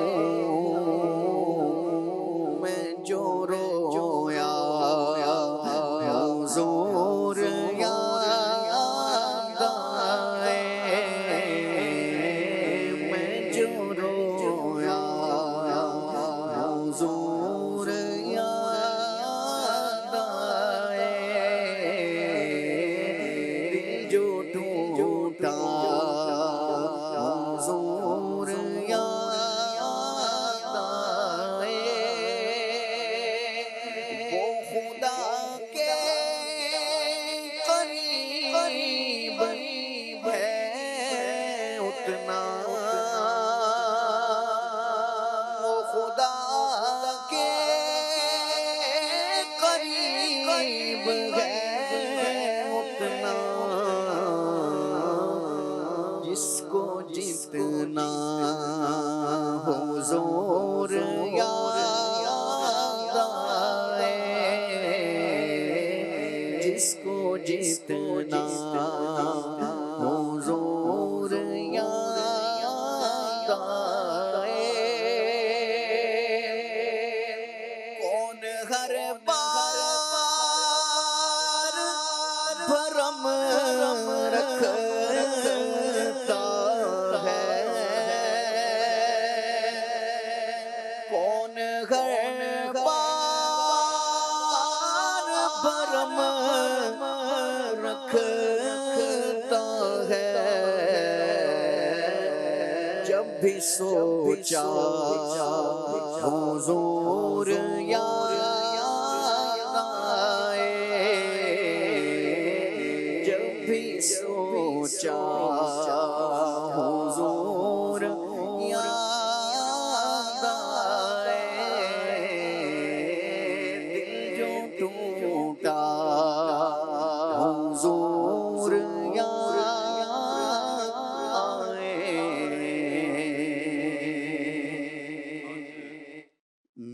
میرا ولیوں کے امام، میرا ولیوں کے امام، دے دو پنجتن پاک کے نام، جھولی ہے پھیلائی بڑی دیر سے، ڈالو نظر کرم سرکار، ڈالو نظر کرم سرکار، ڈالو نظر کرم سرکار، ڈالو نظر کرم سرکار، اپنے منگتوں پر ایک بار ہم محفل ہے سجائی بڑی دیر سے، تم جو بناؤ بات بنے گی، تم جو بناؤ بات بنے گی، دونوں جگہ میں لاج رہے گی، لاج رہے گی، لجپال کرم اب کر دو، لجپال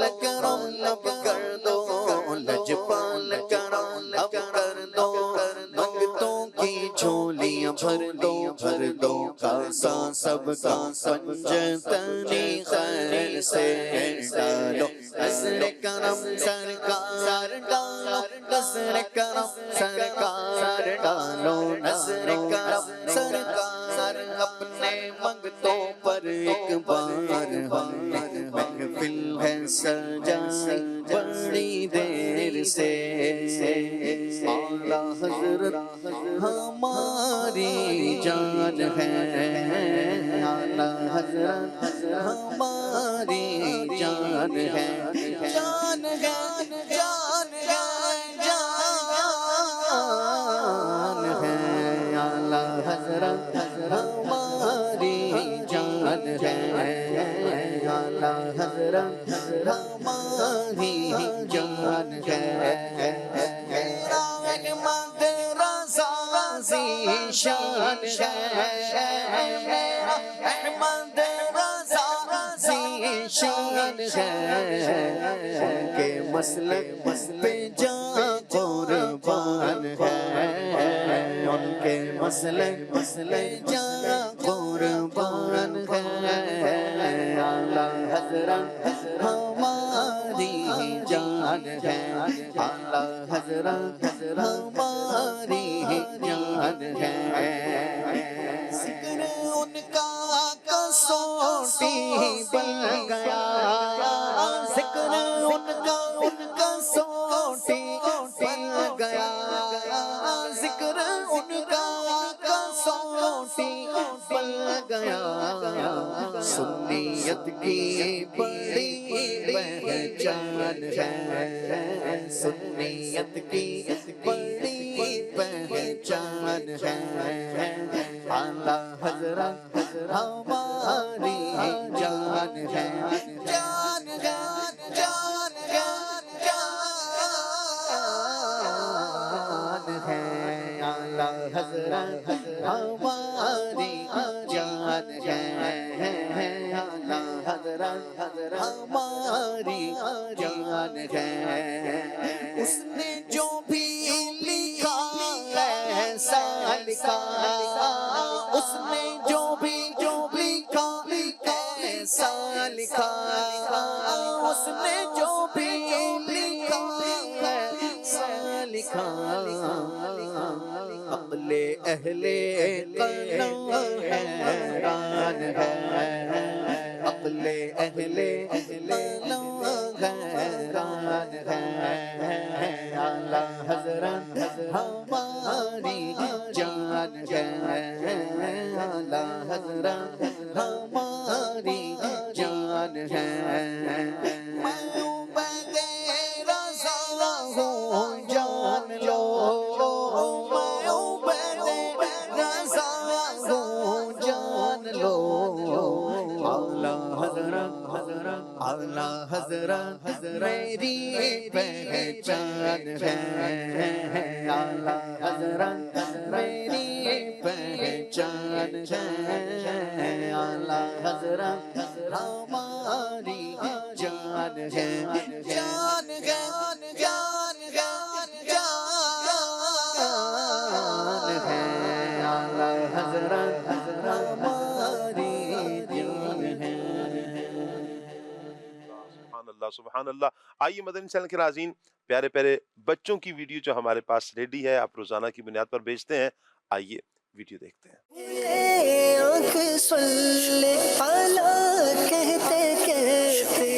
मेरा नाम अनस है, मैं रिमिया खान से हूँ। आपके सवाल का जवाब है ज़कात। मेरा नाम अब्दुल्ला है। इस्लाम का तीसरा रकम क्या है? इस्लाम का तीसरा रकम ये है ज़कात अदा करना। मेरा नाम ज़हरा अब्दुल है। आज के सवाल का जवाब इस्लाम का तीसरा रुकन ज़कात अदा करना है। मेरा नाम सैयद मोहम्मद इब्राहिम है। इस्लाम का तीसरा रुकन ज़कात है। मेरा नाम अमारा है, मैं मुल्तान से बात कर रही हूँ। ज़कात अदा करना। मेरा नाम मुस्लिम है, मैं सिलावाली से बात कर रहा हूँ। इस्लाम का तीसरा रुकन है ज़कात अदा करना। ज़कात अदा करना है। मेरा नाम अहमद हसन है, मैं सिलावाली से बात कर रहा हूँ। इस्लाम का तीसरा रुकन क्या है? इस्लाम का तीसरा रुकन ज़कात अदा करना है। मेरा नाम मोहम्मद बुरहानुद्दीन है। आज के सवाल का जवाब इस्लाम का तीसरा रुकन ज़कात है। इस्लाम का तीसरा रुकन ज़कात है। अल्लाह पाक से हम दुआ करते हैं, अल्लाह पाक हमारा ये प्रोग्राम अपनी बारगाह में कबूल फरमाए। खुले आँख सल्ले अला कहते कहते खुले आँख सल्ले